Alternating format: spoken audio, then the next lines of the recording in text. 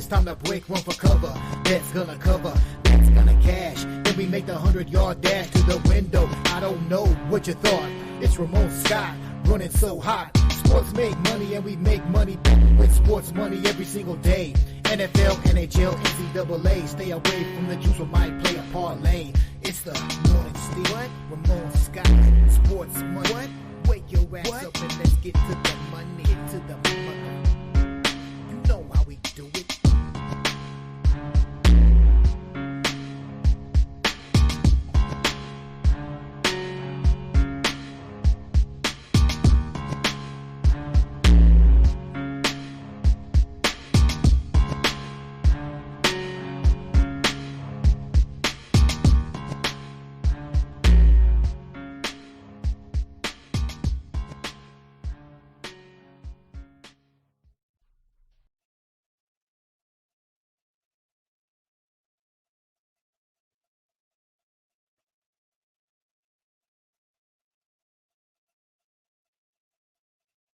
And a pleasant good morning to you from the sports betting capital of the world, Las Vegas.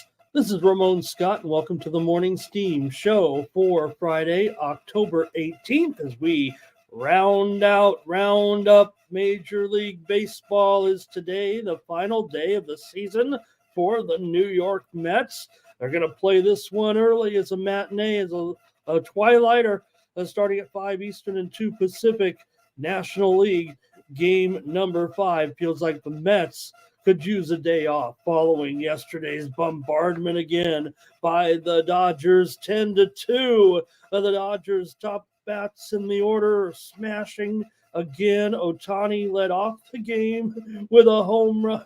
This guy's your leadoff hitter. He's injured. Mookie Betts, 2-run double, 2-run homer. My man Tommy Edman from La Jolla Country Day School, the 2-run double as well. Yamamoto, just like Bueller, gets out there and is dealing gritty with 5 innings, 7 strikeouts, and LA leads 3-1 heading into today's Game 5. Doesn't feel like much. Maybe I'm giving away the picks, or maybe you guys are feeling the same way I do. That series feels like it's over. Yankees, could you believe it? They lost to Cleveland. What an emotional comeback win for the Guardians, and big Christmas with the big blast in the bottom of the ninth to tie the game. And hey, today's Free Fries Friday, and David Fry, the 2-run home run in the bottom of the 10th, wins the game in walk-off fashion. Manzardo also with a 2-run home run. And, well, you got to face it, Matt Boyd did a pretty nice job with just a couple of hits and a run in 5 innings pitched. He definitely out-dueled Clark Schmidt in that one, as it was the Yankees bullpen that faltered late in the game in this one. Yankees still lead the series, a 2-1 now heading into tonight's game. At least hopefully we got a series in that one. You got Luis Gil starting for the Yankees and Williams for Cleveland today, and we'll talk about it. All right, how about the action last night in the National Football League? A little bit ugly, certainly, yesterday with the Denver Broncos smashing up on the New Orleans Saints last night. But boy, we knew it would be ugly going in. I don't know if we had any idea it was going to be that ugly. Great game in the blowout, 33-10 victory. Yeah, I had the under in that one, and well, that's just the way it goes. Well, I guess when you got a ugly game and a team can tack on a late touchdown, but Sean Payton wins in his return to New Orleans. 6 sacks for Denver. Javonte Williams, a couple of touchdowns, and yeah, Will Lutz, I think we touted him on the show for the Broncos with 3 field goals, but it was tough with the Saints without their quarterback, top 2 wide receivers. They've lost now 5 in a row.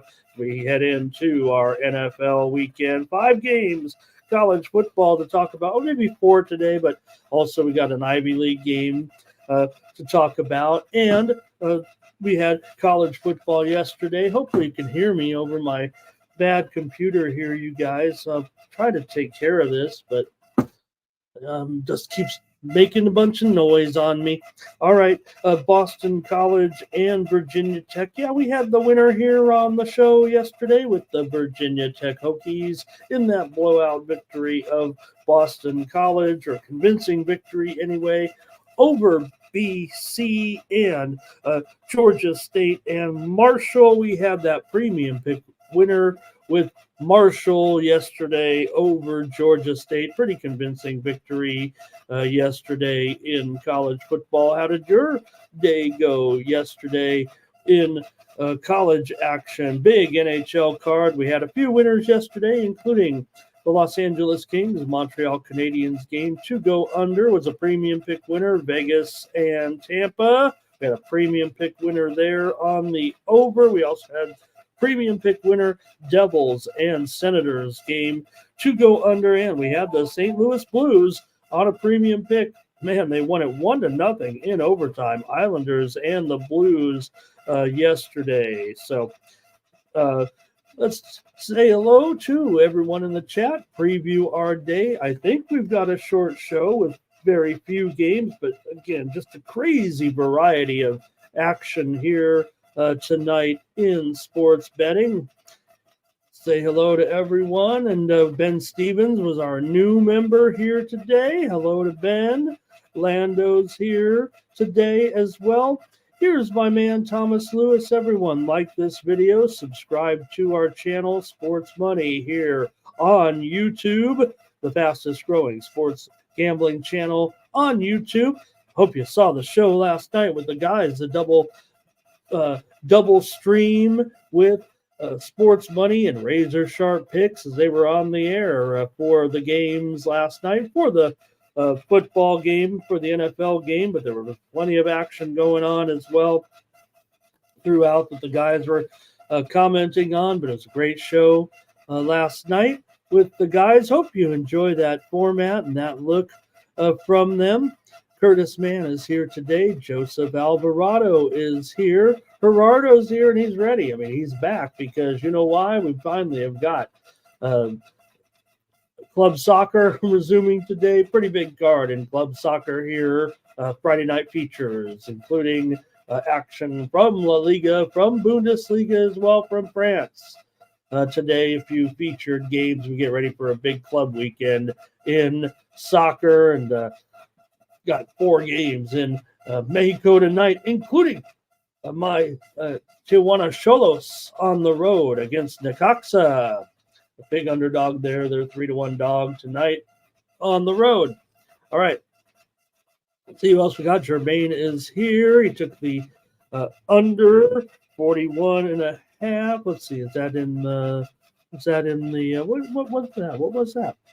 Okay. Let's see here. Who else? Oh, Joe Alvarado wants to maybe talk a little Blackhawks. Yeah, good job by the Blackhawks to take down those Sharks last night. Bob McCormick, hello. Our Tomps here and Justin here as well as we get ready for our sports betting day. Hopefully get some folks in here. We'll give them a few more minutes. Maybe it's a little slow to go here to start the day. We got a nice card. Like I said, we're going to preview 2 baseball games, of course. We've got 4 in college football for sure. We've got 3 in the NHL. We have a Canadian Football League game. We have, of course, the WNBA finals. Don't forget, with the New York Liberty leading right now 2-1 over the Minnesota Lynx. And we're going to come back tonight with another exciting game number 4 in Minnesota. Also, maybe I'll take a look at the NBA card here tonight, preseason action. Sports Money joining us in the chat. Great to have Mikey Money here. Great show last night from the guys last night with the football game. They at least made it a little bit fun to watch with a crummy game last night. What can you say? That's all I can say about it. With the Broncos smushing the Saints last night. What can you say? Saints got a lot of issues here with all those injuries here at this point. So, all right. And I guess another big story last night was the retirement of sudden retirement of Tony Bennett. It comes at an awkward time, so there had to be something a little bit more to this story. Here it feels like the team's just getting ready, if they haven't already started getting ready for the season. So boy, on October 18th for legendary coach Tony Bennett to announce his retirement just 3 weeks before the season opener. Definitely awkward here, but it really leaves the players in a little bit of a bind as well. And Bennett basically saying what a lot of coaches feel, but man, it really feels like you can't do that. There has to be something more to this story, because you just don't leave your student athletes hanging like that. Bennett was there for 15 years, won a national title. Ironically, all of his tournament wins kind of came in the same season, pretty much for the most part, back to that 2019 title. Maybe they'll be actually able to score more than 47 points a game now that Bennett is gone. I'm not down on Bennett, certainly. I'm just down on the timing of this. He, like a lot of other coaches, just not really into the whole NIL scene. They prefer the NLI, over the NIL, and that's just not the way this is done. So you've already turned down pro coaching opportunities maybe in the past, and here you have to coach a professional level now in college basketball, it feels like.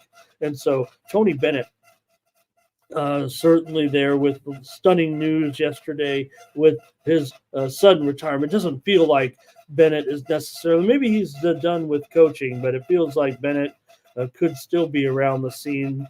Obviously has the tools to be an analyst here. We'll see what Bennett is up to this season, but we had a couple of games certainly last night. As I talked about, Marshall won that thing by 15 points.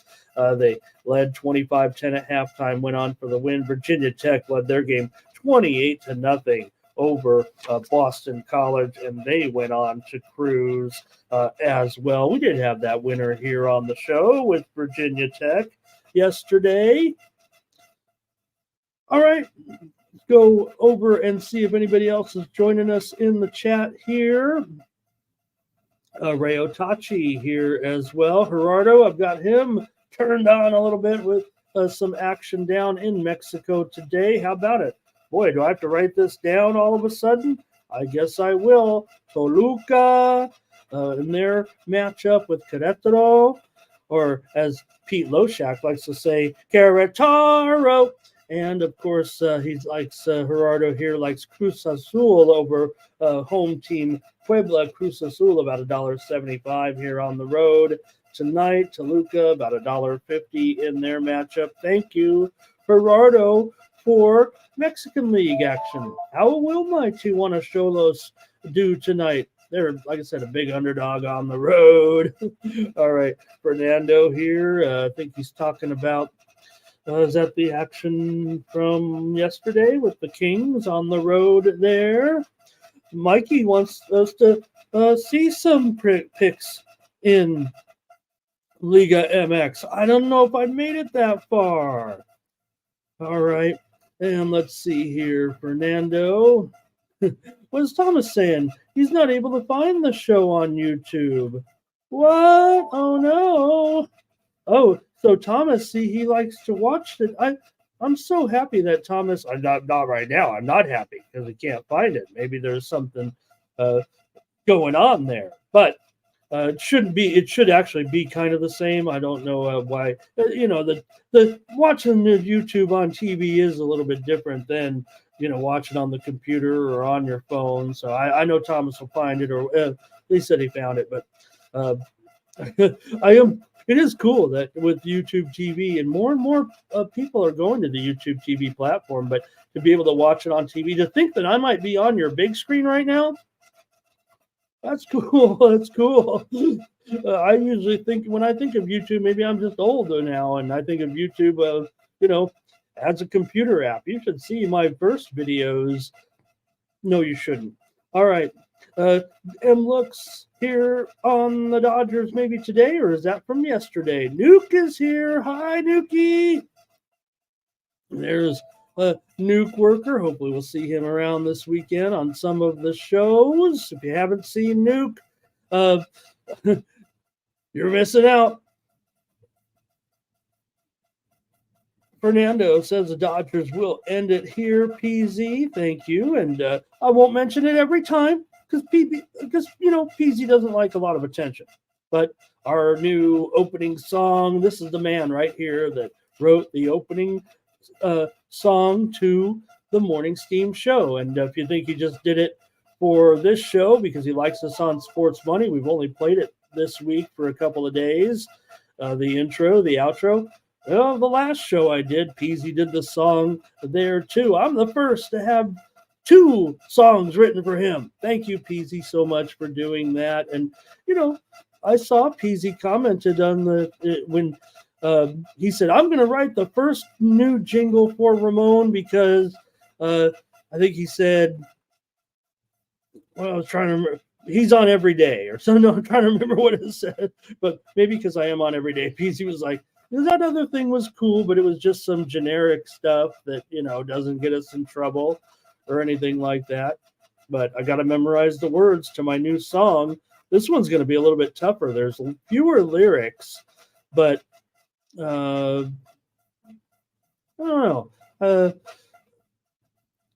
Let's see here. Thomas is here. He says, go Cleveland. How about Big Christmas last night with that home run, man? Talk about putting your name out there. Look, we're baseball fans. We know about Noel and his power, and maybe he hasn't realized his full potential or whatever, but to have him hit the biggest home run of the biggest swing of his life, a great call by Brian Anderson too. But what a moment for Cleveland fans, especially when it felt like the Yankees had wrestled back that momentum all the way when they took the lead 4-3. So just clutch performance by the Cleveland Guardians. There's just no doubt about it.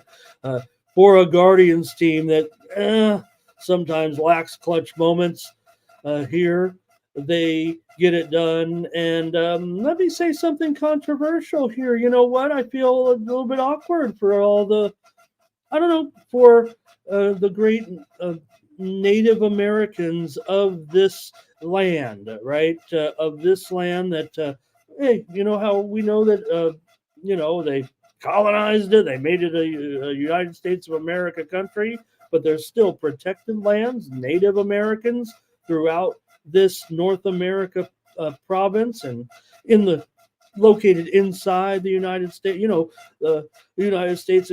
But no longer can they share in the excitement because of their disdain for a previous nickname of the team. So now we root for the Guardians. We could have been, rooting for a different team name and glory and honor and pride for what a team means when they look down deep in their hearts and stand up for themselves and hit big home runs.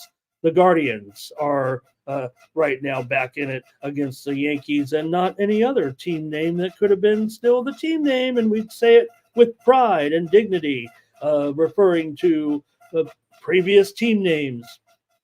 No, that's just the way it is. Go Guardians. All right. Let's see here. Nuke's watching us on YouTube. That was a little bit of controversial take by me, but trying to keep it PC, if you know what I mean. I think we'd all like to call it the other team. And you see it all the time, right? In the chats, people still doing it on accident. I don't think anybody does it. I'm not certainly going to do it. They don't want the team name to be called that. I'll call it by the new name. All right. I know it's been a couple years. Hello to, what do you think of that? I would like to know what Sharpie thinks of my controversial take on a nickname, on Native nicknames. All right. Curtis says a trophy, another World Series trophy. I say it like the Dodgers win every year, but man, certainly feels like it right now. There's Sharpie talking about Mookie's hot streak, man, hitting home runs now all of a sudden too, right? with Ohtani batting first, the order, I think there's something to that, too. I know they're just walking through these guys right now, but I just, maybe you could match them up against some of the best lineups of all time and compare it that way. I know we hate that boring conversation, but all right. Look at Philly Eagle Flyer. He's got a big Christmas baseball card. And there it is. I didn't have to go long before Sharpie said, bring back Chief Wahoo. I think I could say that. I think I could say Chief Wahoo without getting any trouble. But imagine that. Imagine that. You would not want your team to be revered. Did they think that they were being mocked? Why would you ever call your team some joke of a name, right? I'm sure that was we know it was a prideful name. We don't have to get too far off the beaten path here today. Peasy says, Clase did give up that big hit, so enjoy the win. And how about this one for Sharpie and the guys? Clase has given up 3 home runs in 11 2/3 postseason innings in his career. Mariano Rivera gave up 2 home runs in 141 postseason innings in his career. How about it? Sharpie says what I see, and I of course worked on 3 different Indian reservations here. Well, I guess the 2 different ones, but they say we want those some people would want those team names. Maybe it's just the leaders, that don't want it or whatever. Or maybe it was the pressure. Maybe it was a little reverse pressure. AOD is here today. Thank you, AOD, for being here. All right. I think that's it for the comments. So let's just get rolling with the show. I don't know how it's going to go with our, I want to say abbreviated schedule to a certain extent, but let's get rolling with the baseball. Well, we got Sharpie here and see what he comes up with for us today. I almost forgot.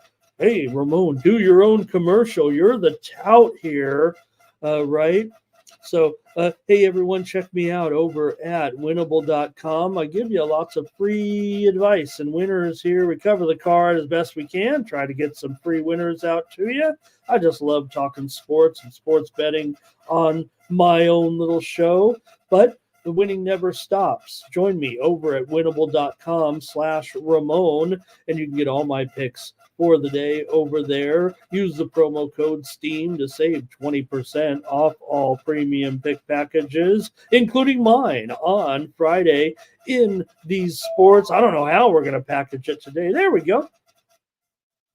And you see there, you can find me on winnable.com. It's a web browser-based type of e-commerce solution that I use to send out the picks with. It's pretty cool. It's similar to those other ones, Dub Club, Stove Bet.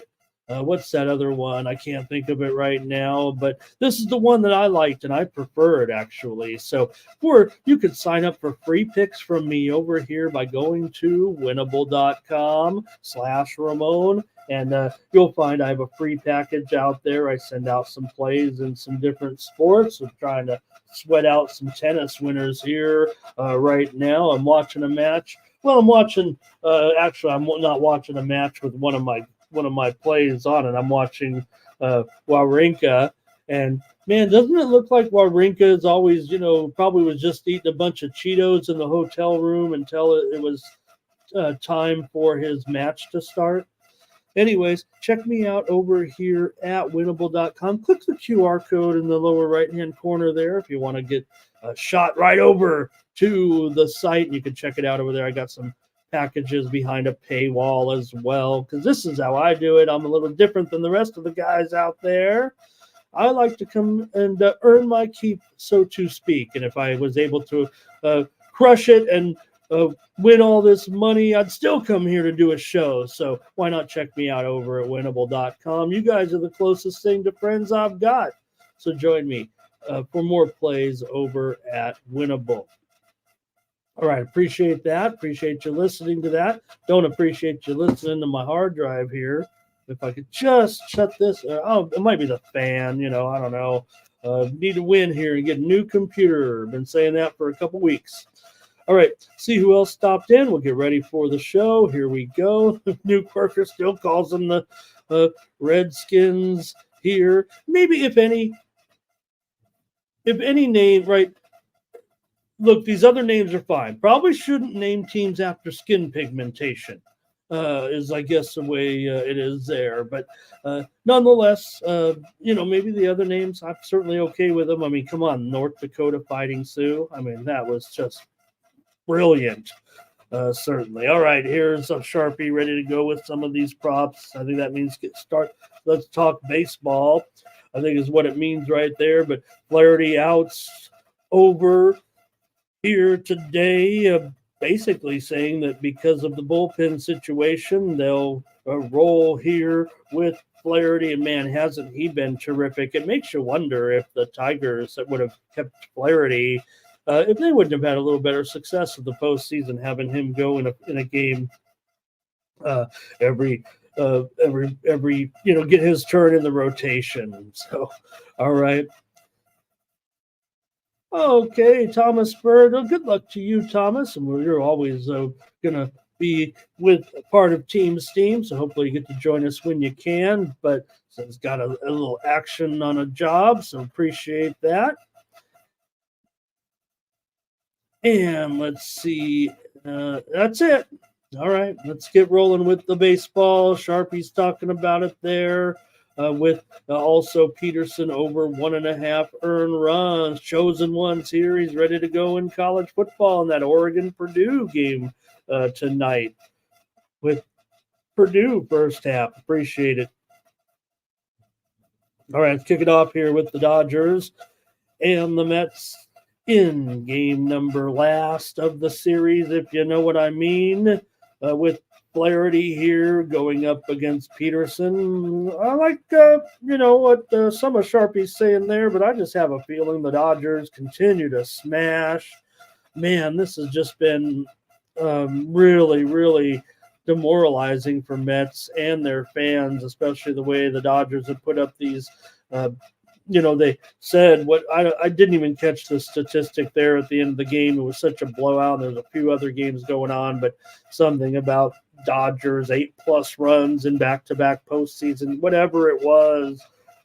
Maybe it was also talking about how they, win by such a decisive margin. So really strong performance for the Dodgers here, even without Freddie Freeman in the lineup yesterday. Didn't matter. Didn't matter without Freddie in there. We'll see. Might as well just keep Freddie resting that ankle a little bit here today. I don't know. I haven't seen any targeted lineup here. I guess I could slot him in there. But, maybe not against the left-hander Peterson today, and maybe keep Freddie rested on the bench, keep him available if they need him. You certainly got to like the matchup for Mookie Betts, I figure, in this one. Also, maybe Teoscar as well. Pretty good matchup, I would imagine, against Peterson. With this lineup of the Dodgers. Look, I mean, Peterson should have splits advantages for even over Ohtani. I mean, you're not going to doubt that Ohtani can dig anybody deep, but he should have some decent advantages over Muncy and maybe even Gavin Lux, but just hasn't been working out right now for the Mets, and we'll see what Peterson can do. But I'm going to just take the over as my play in the game, and probably just going to reserve the Dodgers. Seems like easy money, quite frankly. So let's see, your comments are starting to roll in here. I haven't even done much of a preview, but Flaherty comes in a 3.15 ERA. He looks even better than that right now, even with that dumb 0 on the back of his jersey. Maybe that's for his earned runs at this point. Let's take a look at some comments from you guys.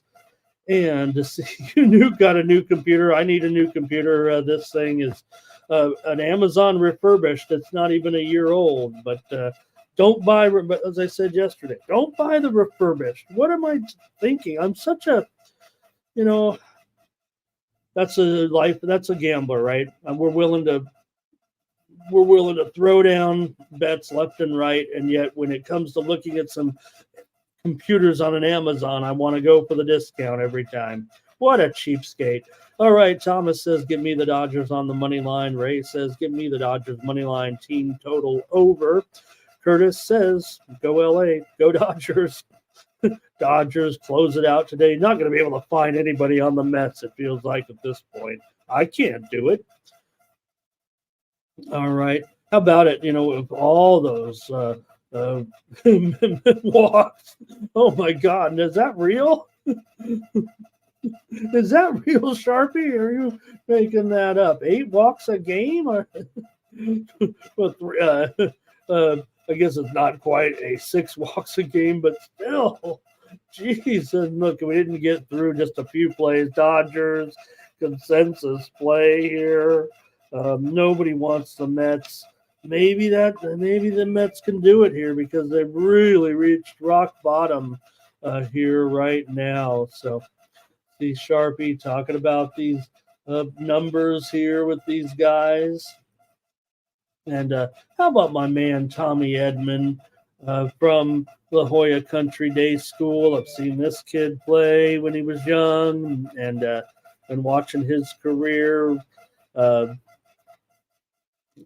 See here, Bob McCormick wants a run line. And I guess that's it from you guys. I was going to maybe take a look at those head-to-heads, maybe here a little bit.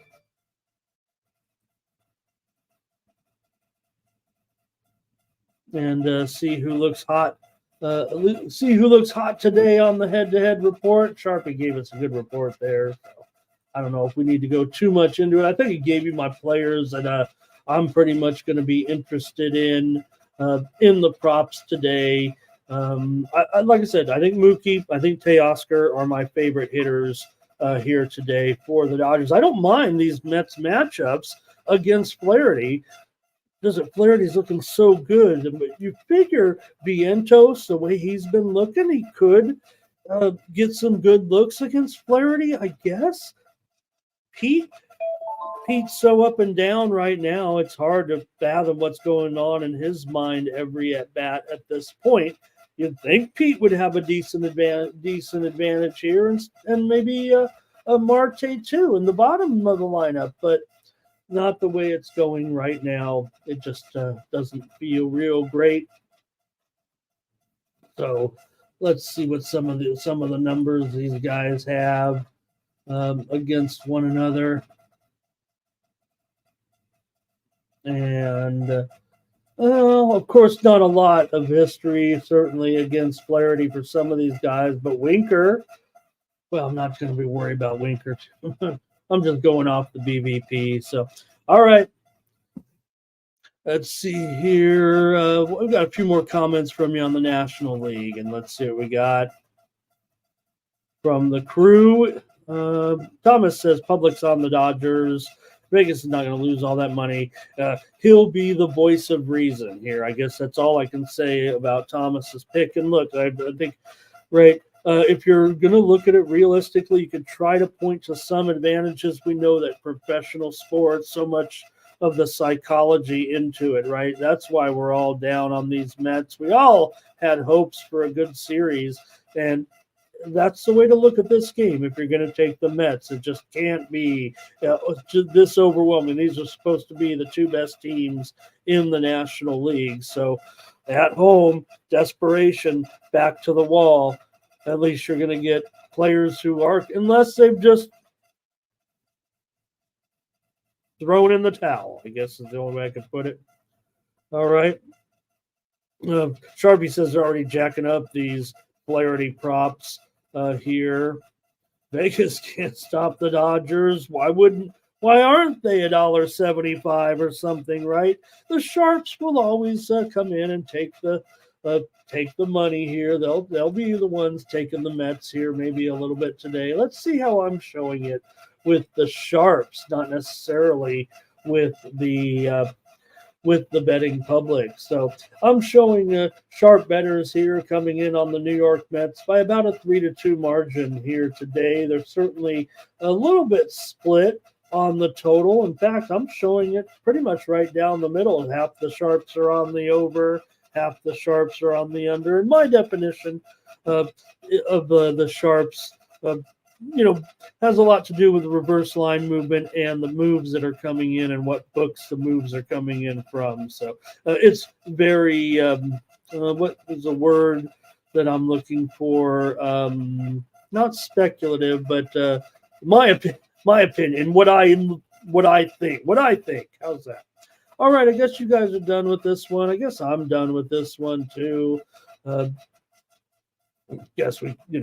I don't think there's much to be broken down here from my perspective. I'll just take the over. I think the Dodgers are smashing, continue to smash. And, hey, hope the Mets can contribute a little bit because I'm going to take the over as my play. And, well, I do have a premium, but maybe I'll just go with team.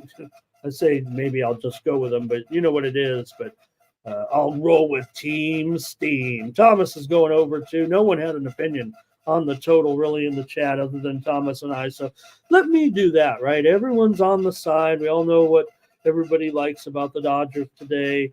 And hats off to Thomas Bird. Let's talk about Thomas Bird. If he can't make it tomorrow, if he is working, let's make sure to say his name and tell everyone he had the Mets today. We're not we're glad someone is giving the Mets a chance. Come on, Mets. I'm rooting for them only in the back of my mind to extend the series. The money's too important, but all right, that's it for the National League.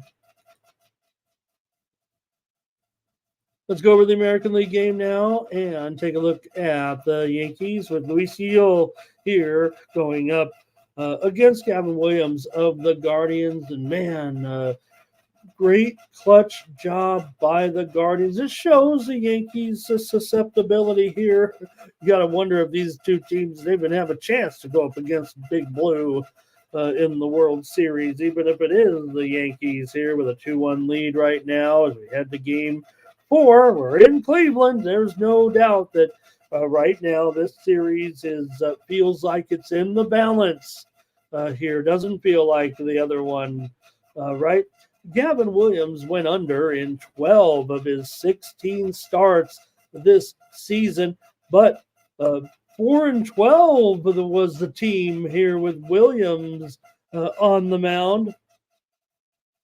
So what it really, to me, says, okay, a 4.86 ERA this season. So to me, it sounds like, or I know it is a fact, he didn't get run support in his games, yet how else can I say it? He wasn't terrific either, but he was inconsistent. I think that's the best way to put it with Williams here this season. So for me, I think there are certainly some advantages in this Yankees lineup with Williams. I'm talking about Gleyber Torres. I'm talking about Aaron Judge. I'm talking about Giancarlo Stanton yesterday. Stanton's turned into Superman again all of a sudden. Even if they lost the game, you can't deny that the sluggers are looking pretty decent here right now.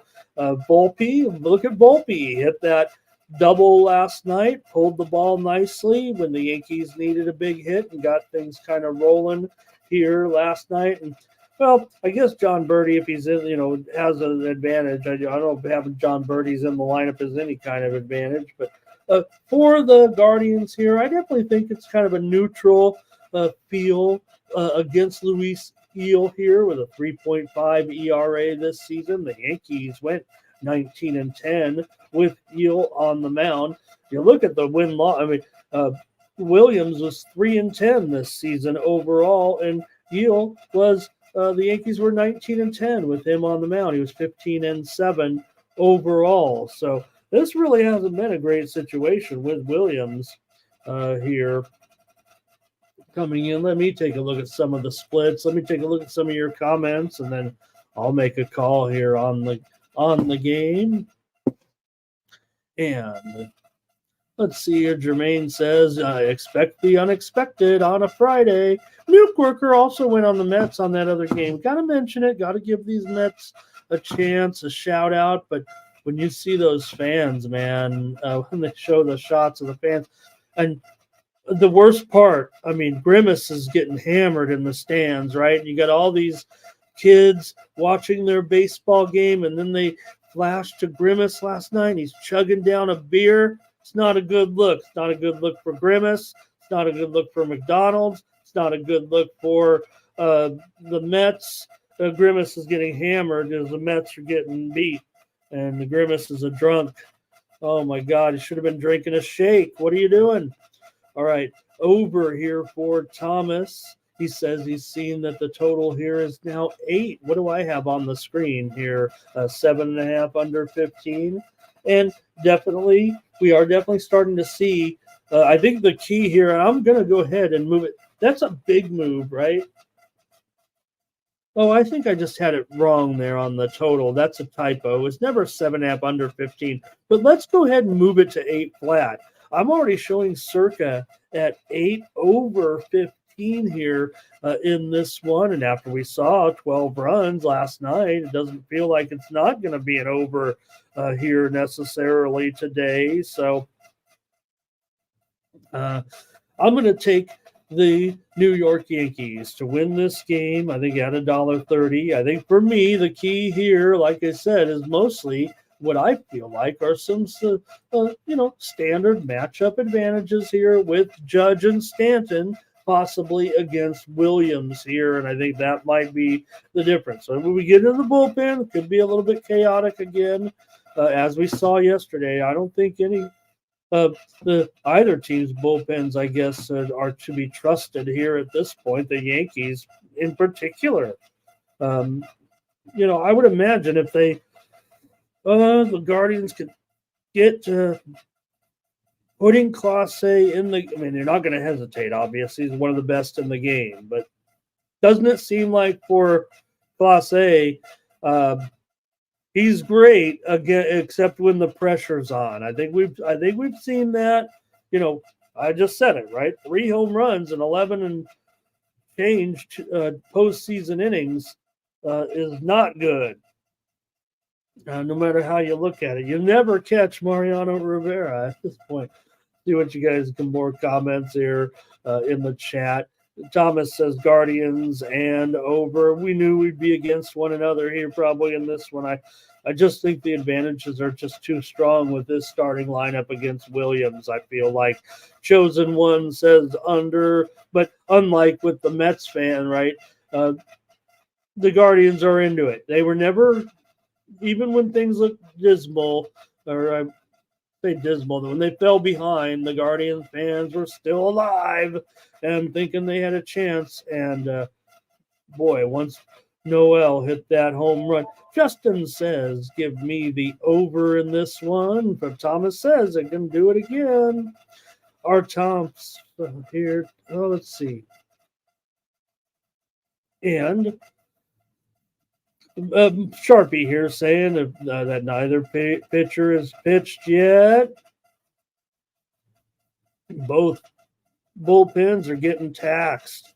And he says, this might be an over here tonight. Got 12 runs last night. Not the best starting pitchers in this rotation. Gil's been okay. I mean, he's fine, especially his opponent batting average against Gil this season, 189. So that's, and Williams has a 310 BABIP. So, I mean, it feels like a mismatch in starting pitching a little bit, doesn't it, guys? Our Tom's on the Yankees here. Marcus, is great to have Marcus around again. Good morning, sir. Justin went over in the first game. Nuke says, so it's a no-brainer. Take the Yanks, right? I don't think it is a no-brainer. I'm taking the Yankees at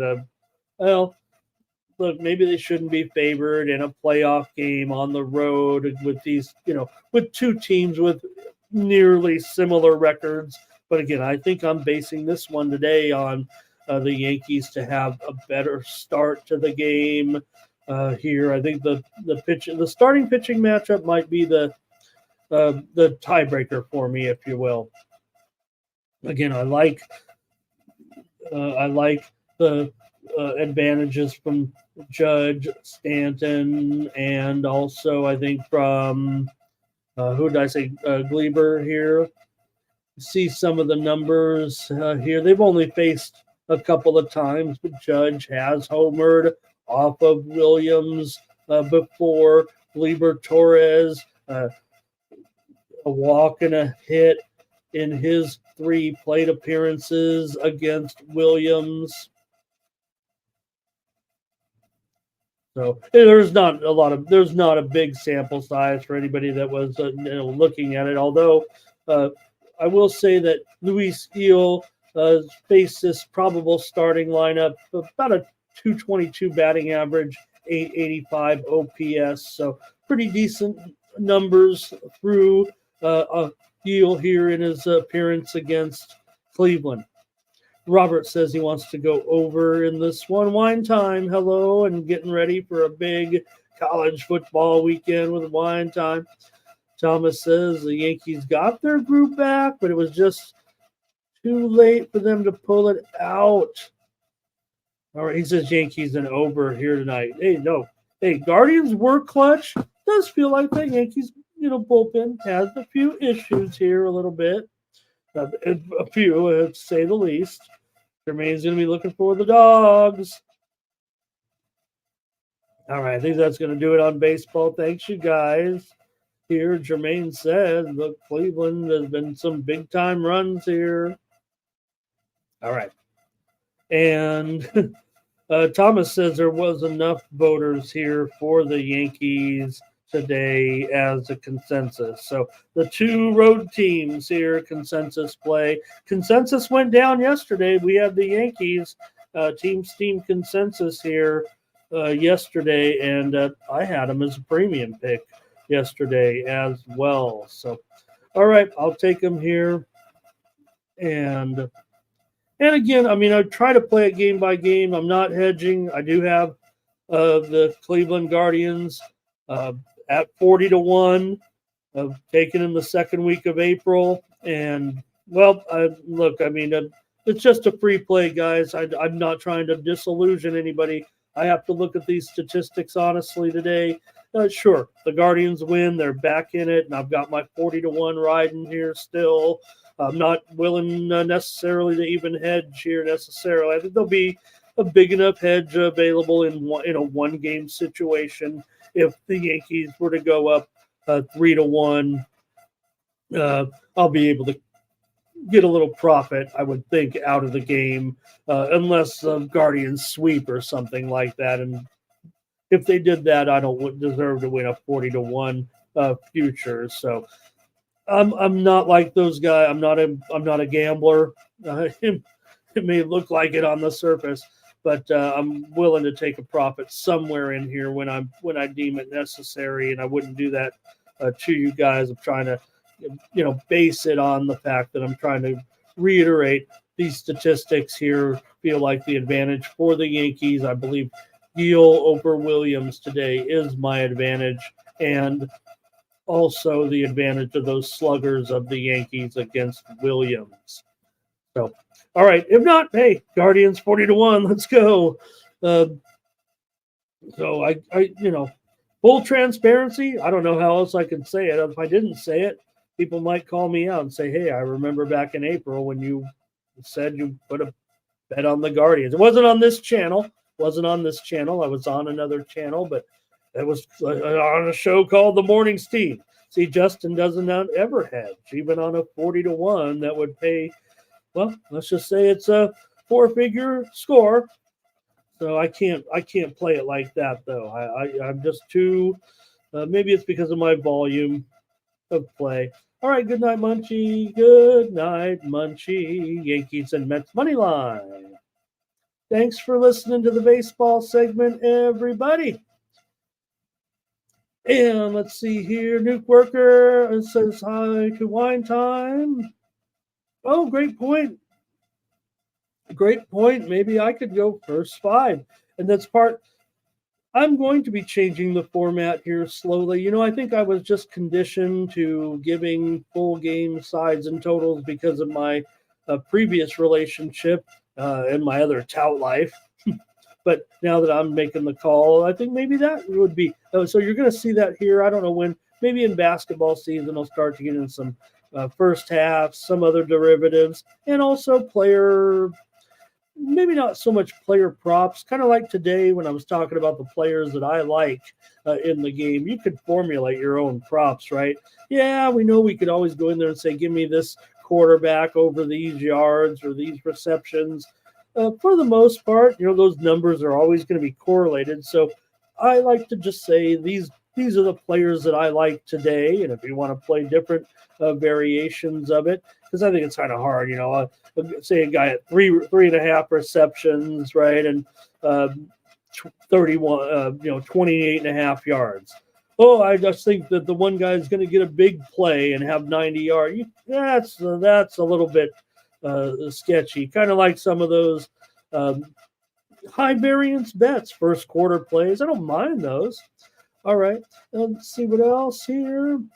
So we could do that, Sharpie, and maybe I'll just do it privately. And again, I'm kind of just getting used to the new situation over here, and I want to do that too. I want to have little variations here.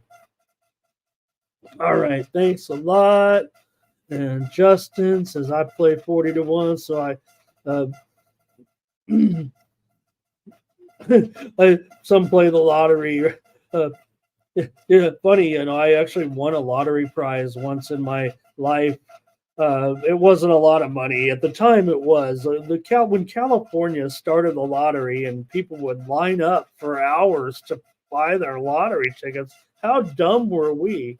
I actually won a prize for $6,400, and I think it was like $4,200 after taxes, but the funny thing was they had the 5, you had to try to hit 6 numbers.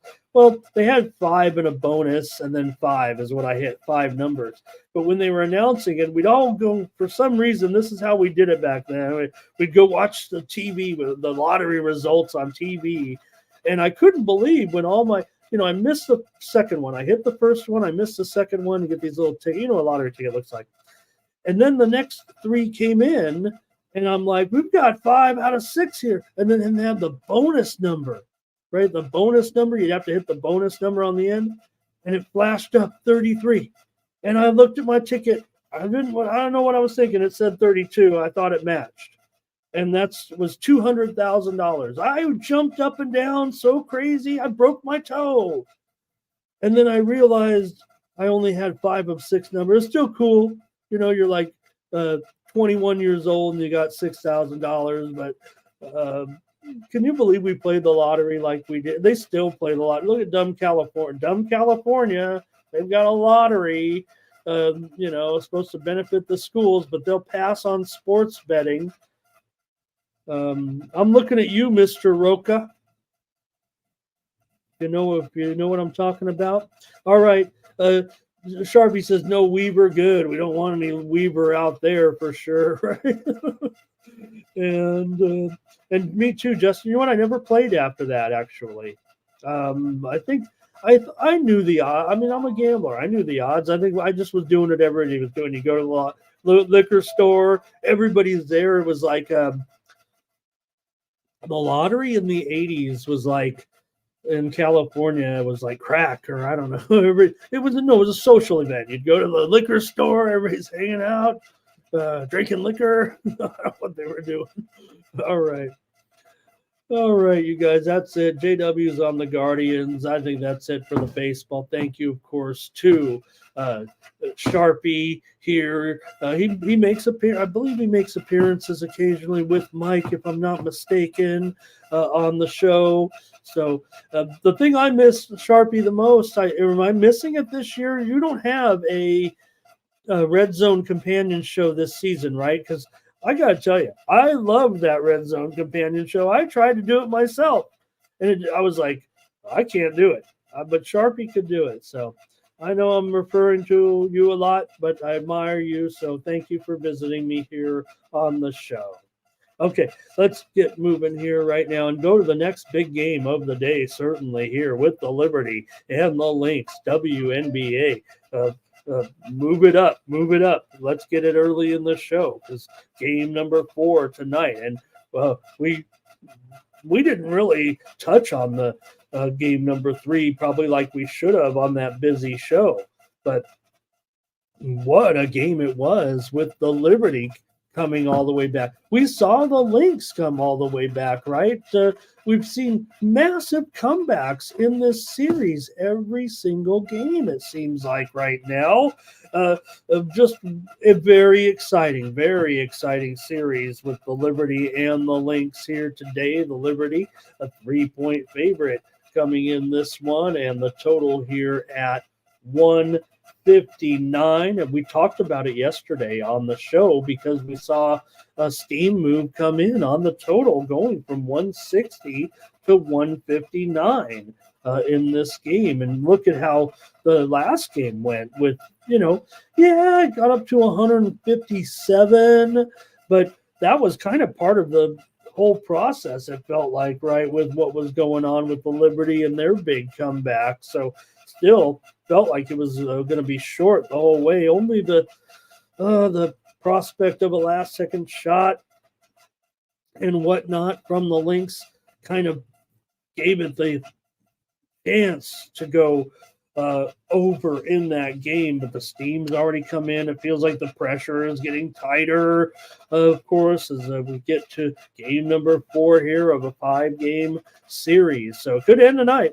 No doubt. Now, they'll move the WNBA finals to 7 games starting next season, but that's not what the format calls for right now. I guess they need more games because they need to start paying the players more money. I mean, if they get the league gets a $3 billion deal and Angel Reese can't pay her rent, I mean, there's something I would imagine that very, very soon the Players Association will have to have, I don't know, a lawsuit or something. How can the league make so much money and Angel Reese can't pay her $8,000 a month rent? I would think that I was hoping there'd be some financial planning courses at LSU, but whatever the case, some people can't make ends meet, even if it is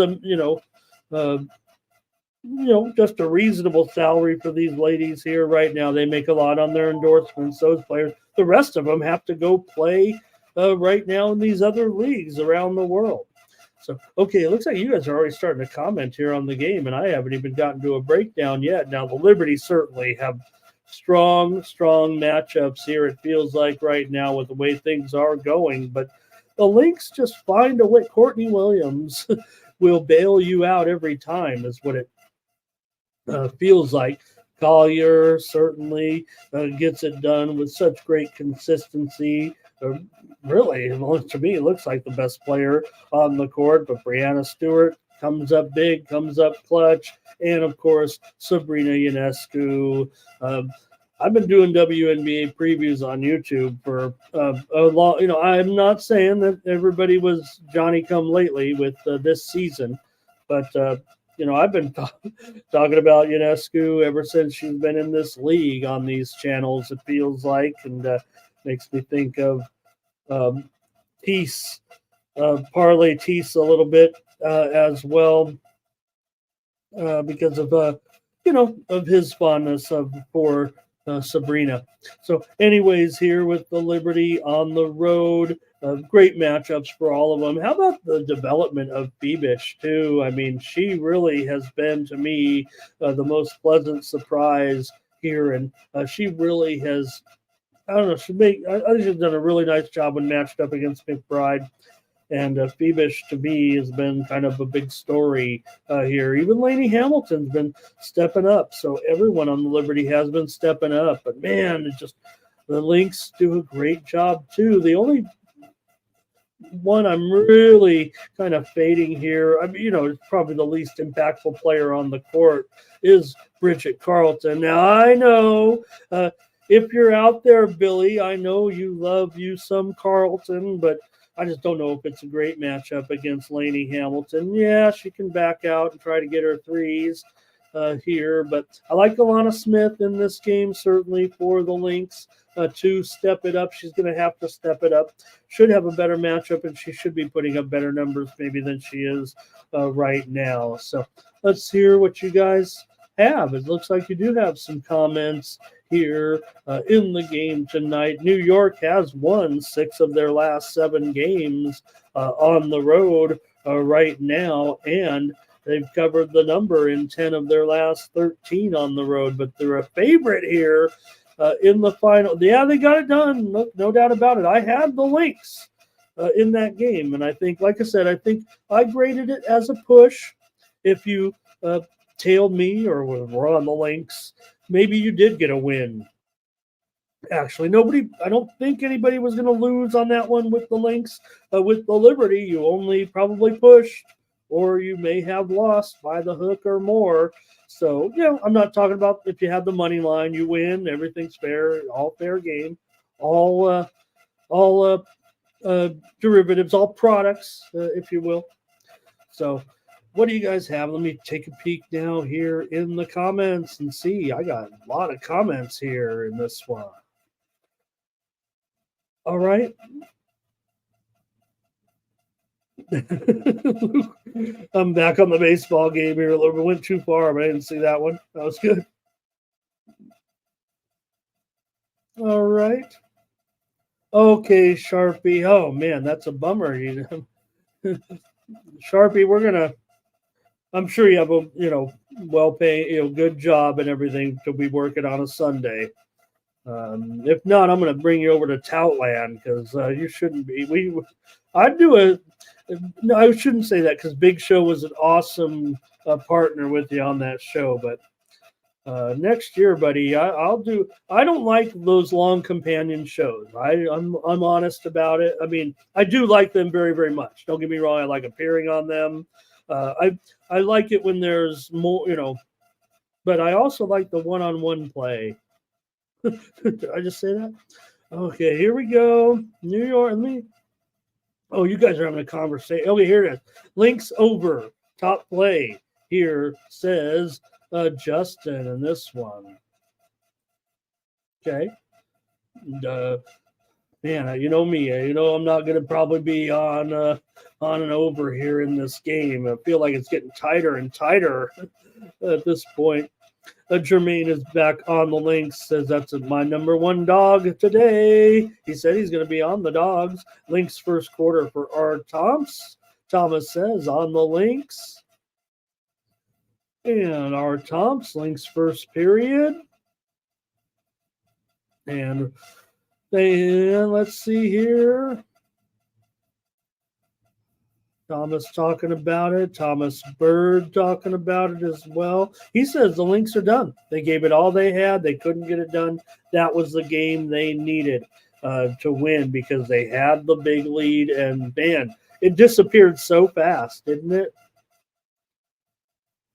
I want to say this is the best WNBA Finals series that nobody's watched.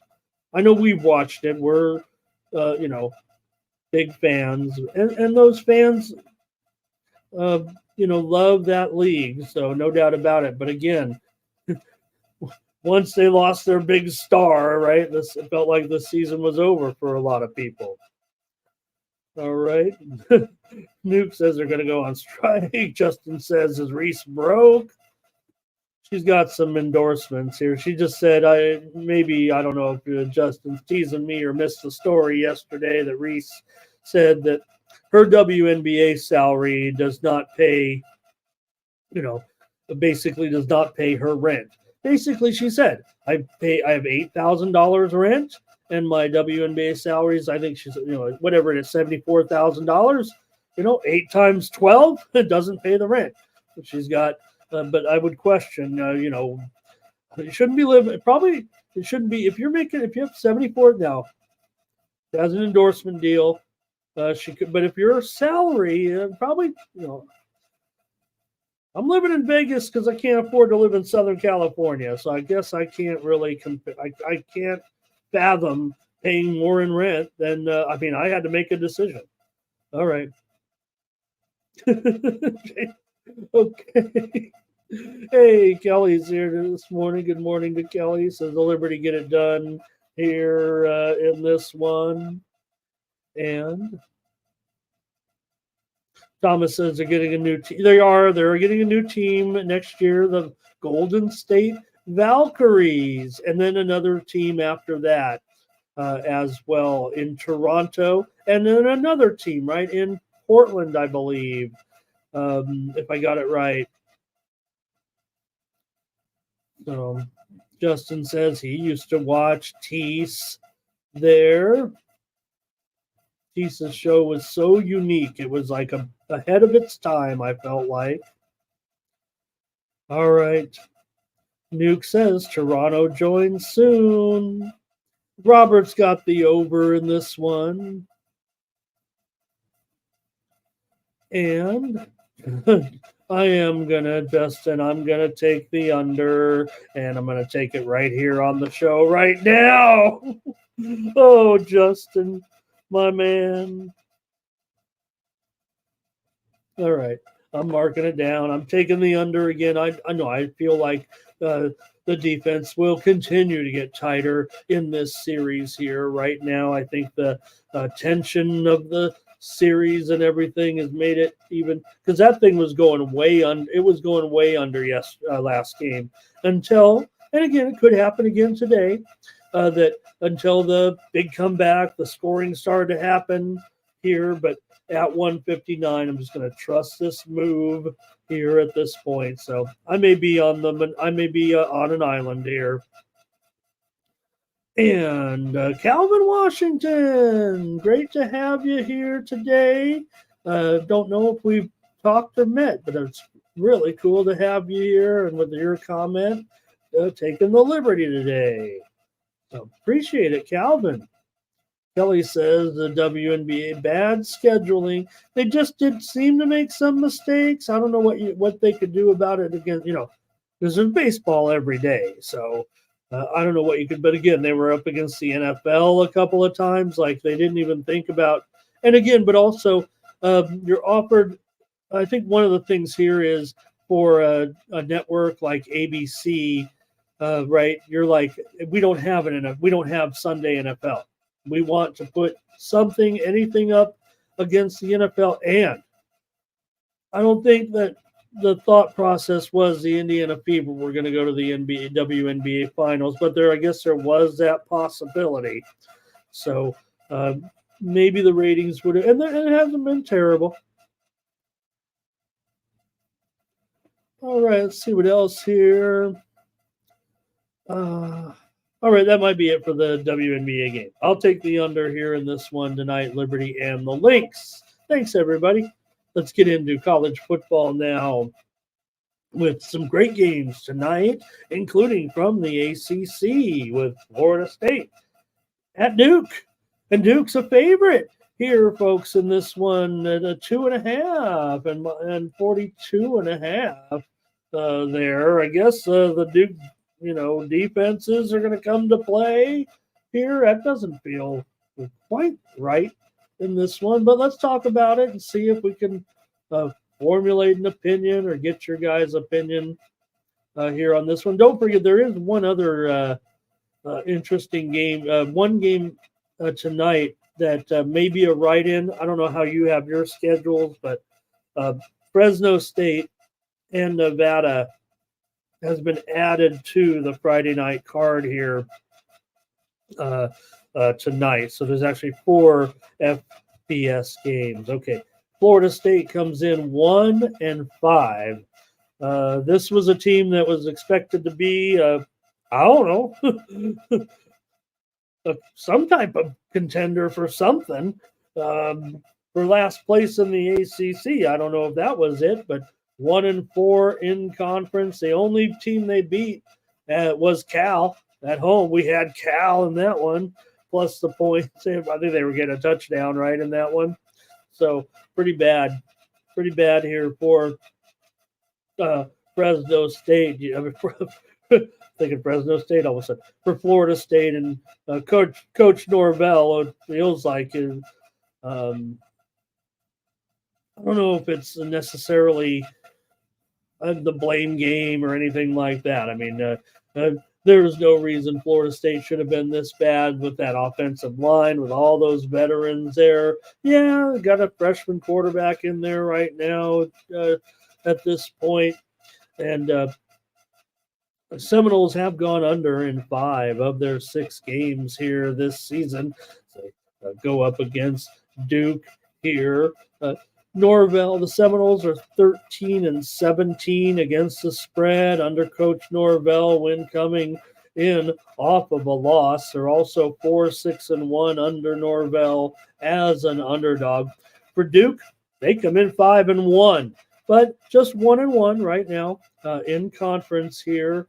Duke 9-3 against the spread in their last 12 games as a home favorite. Now, Diaz hasn't been a great home favorite himself in his career, but with Duke here, as a home favorite, the Seminoles have dominated this series. There's no doubt about it, but the move, it looks like it's on Duke. So that's got to spur a little bit of interest here. Duke opened mostly about a 3. I guess it's been 3 and stayed about 3 for the most part. Some even had it 3.5 down to 3. So I spoke too soon. I just know Circa opened it at Duke -1, and then they moved now to 2.5. So mostly the market is 3. I should put it at 3, I think, because I think the whole market is at 3, but Circa is hanging out at 2.5 for you Florida State fans that might take interest in that here, certainly.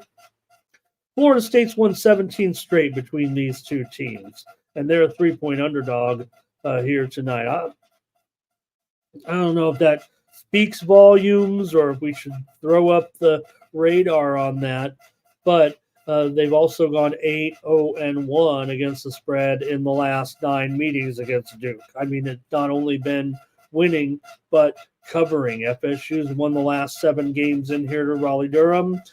They've gone 5-1-1 against the spread in that time. That kind of supersedes those 9 games, obviously, because they go back and forth. But really, the short term has been all Florida State. That's all I can say about it this year.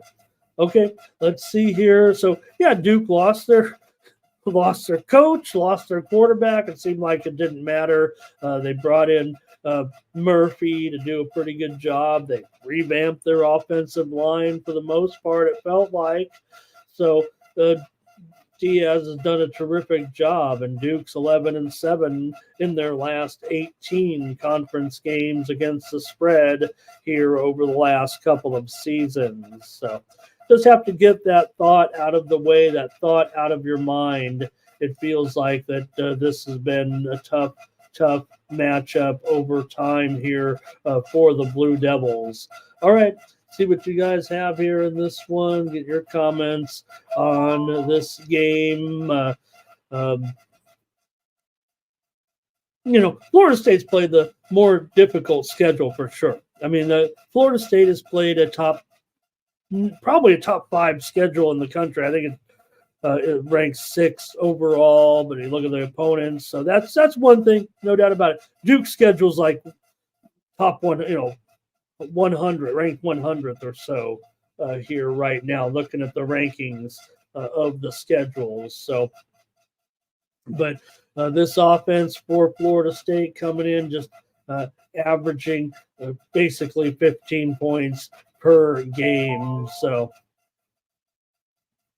all right, maybe you have some comments here. I see some big time chat. I've been talking for too long on this one. Thomas says, "Get me Florida State." Calvin, thank you, man. That'd be great if Calvin's here quite a bit. Says, this is one they'll get up for. They finally found an opponent, right? I'm trying to sell on all this, what has been going wrong for Duke. But again, they definitely played tough games, no doubt about it. Munchie says Duke, our Thompson's on the under here. Calvin's ready to go on the other games as well, so maybe Calvin has to run. Thank you, Calvin. JW says, give me Florida State money line and Nevada money line and over for a little parlay action here a little bit. All right, and Nuke Worker says, can't do it, ain't going to do it. Calvin says Oklahoma State will get that money. Everyone's talking BYU, right? I mean, can't all be on BYU today. Some people are going to take Oklahoma State. Robert says he mostly sees the threes out there. Robert, maybe even 3.5. And Calvin says, spread's telling you, if Duke is so good, why 3? Justin's on Florida State here. I don't think it's a case of Duke being. We've seen good Duke teams before with good records, and maybe they've played an easy non-conference schedule, no doubt about it. Thomas says FSU will run the ball, manage the clock. This is a matchup that they can handle, and just back to the norm. Hey, Real Madrid Doge is here. He likes the Knowles in this one. Here's Robert to take Florida State, and it's a consensus play from the chat. Take Florida State to win this game here today. Consensus. All right. And I think maybe I could squeeze in a few players here that I like in the matchups.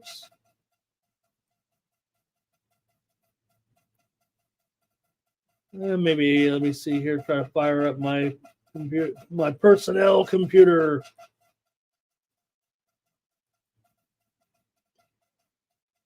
All right, and well, I think the only player I'm going to go to possibly here, right now, the way I'm seeing it, maybe is Landon Thomas of Florida State, given these prices right now. Thomas had 7 receptions for 80 yards last game. He's only played in 2 games right now, but he's kind of moved ahead of Kyle Morlock, I believe, for targets from the tight end position, and he's only been out there a couple of games so far. So I think my only prop guy is going to be Landon Thomas of Florida State today. It's a tough matchup for the Florida. Duke does play pretty good pass defense in the secondary, as does Florida State. Florida State also gets to the quarterback certainly a little bit, especially I would think in conference here. And I think Thomas is asking if I like the under, or maybe he's asking somebody else. And Bob says, I'm always going to be Nate. The issue is me. It's not the audio. I have a bad computer here, and I know that you're worried about our quality, certainly, and I appreciate that. I wish I could get away with not using this computer right now, but I've got too many notes on it. So hopefully you can hear me, and I just try to think of it as ambient noise, I guess. All right, let's see what else here. Any more comments on this game? We'll keep it moving here, talking about it. Okay, let's move. I better make my pick here in this one.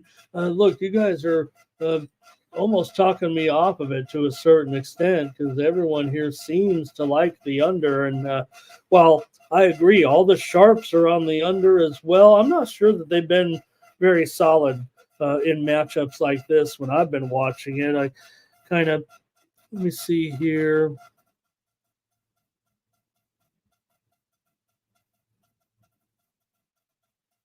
I want to peek at some numbers here.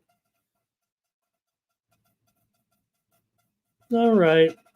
I am going to stick here with the over in this one. I know a lot of people are on the under here, but I've got it. Maybe I'm just thinking of a bit of a crazy game here a little bit. I know that's not much of a handicap, but With these two teams right now, Florida State's going to be desperate here, I know. So give me the over. I'm going to go a little contrarian what everybody was saying in the chat. Okay, let's move on to the next game. But you guys, team consensus here. Florida State today in this one. I'll take the over. All right, let's keep it moving here right now with our next game up. The Oregon Ducks. Oh, the Oregon Ducks. Certainly right now looking great. Number 2 in the country. What do you got, Oregon? Do you got them number 1? What are you guys doing right now at the top of the charts here with Dylan Gabriel and the Ducks? It only seemed like a matter of time in the world of NIL. Now, I don't know if there's maybe a little bit of magic going on, right? But doesn't it seem like the Oregon Ducks would be able to dominate NIL with that Nike money up there? Reminds me of Americathon when Nike had all the money and the Nike chairman had to bail out the United States on the telethon with Harvey Korman hosting the Americathon, and John Ritter was the President Roosevelt of the country. But with that Oregon money, it seemed like only a matter of time that the Ducks could put together enough, but nobody saw it coming this fast. Or maybe they did. Oregon's the only futures play that I have, I think, right now to win the national championship. The odds weren't great, but at the beginning of the season, they certainly weren't ranked this highly. So for the Ducks here, up to 29.5, and this game opened as low as 25 here at Sturka. So look, just a matter of how much pain can you tolerate if you're the Purdue Boilermakers. You're going to start with a 29.5-0 lead. Does that interest anybody here going up against this Oregon team? I think on Oregon, same thing for me. I'm only going to go to the tight end, Terrence Ferguson here for Oregon for my props here today. From what I looked at, the numbers seem to be fairly high, quite frankly, for the Ducks. In fact, I'd look to probably fade maybe some of the Purdue, maybe fade the Purdue quarterback here, Brown, in this one. We saw him make his first real action there against Illinois in that wild game, 50-49. It did have 297 yards passing and 118 yards rushing. He threw for 3 touchdowns to, hey, maybe Purdue's got a quarterback here in Brown, but for the Ducks, they come in 3-0 in conference. Purdue's 0-3 in conference so far, and the Ducks won on the road so far at Oregon State, 49-4 in the Civil War. Is that right? 49-4. What was the score? 49-4, whatever it was. I think they crushed Oregon State. They beat UCLA 34-13. So those were road games that they definitely won and looked good. They're 13-8 against the spread. Their last 21 games as a road favorite, and 15-4 last 19 conference games. I don't know if we want to, so far, I think because of USC and UCLA, it looks like the, Pac teams have been a flop for the most part, but the thrilling game against Ohio State for the Ducks, obviously, that was just terrific. One of the games of the season here so far. So for Purdue, they got that win last week in overtime after trailing 27-3 in that wild game against lost that game against the Fighting Illini. So they are Purdue is 0-6 in their last 6 games as a home underdog. I don't know if it's if you can equate the type of statistics like that when you're dealing with a 4 touchdown spread. Obviously, somebody's gonna win, somebody's gonna cover. We know that, but Purdue's gone over in 4 of their 8 games so far this season. Let's see if you guys have comments here. Oregon State, big 4-touchdown plus over Purdue. And it does seem, I'm not telling anybody to buy any points if they're taking Oregon, but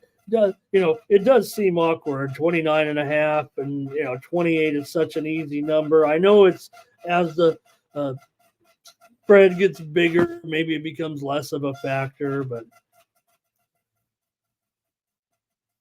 all right. Let's see what we got here. Here's chosen one with Purdue. Too many points, says Calvin. Give me Purdue all day.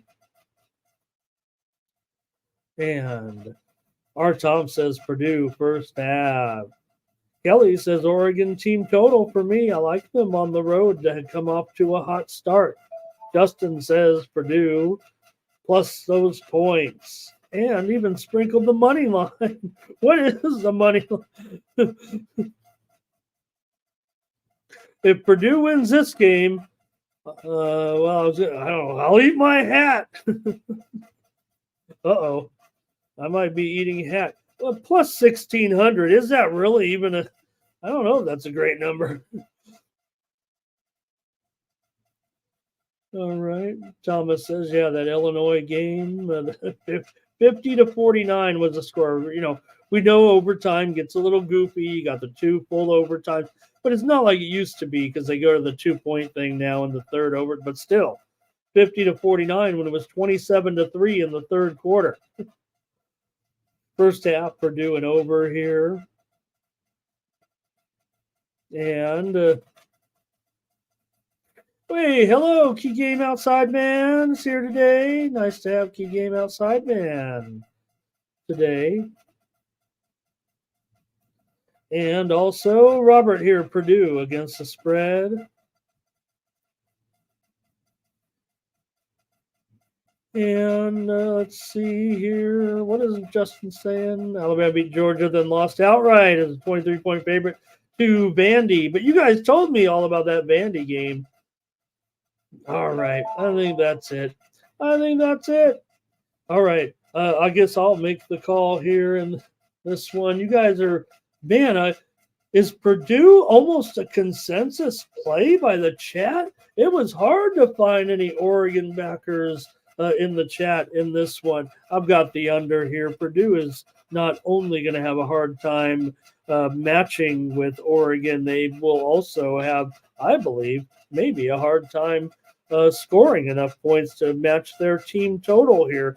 You look at the number here right now, it's 60. Very easy for even a football math.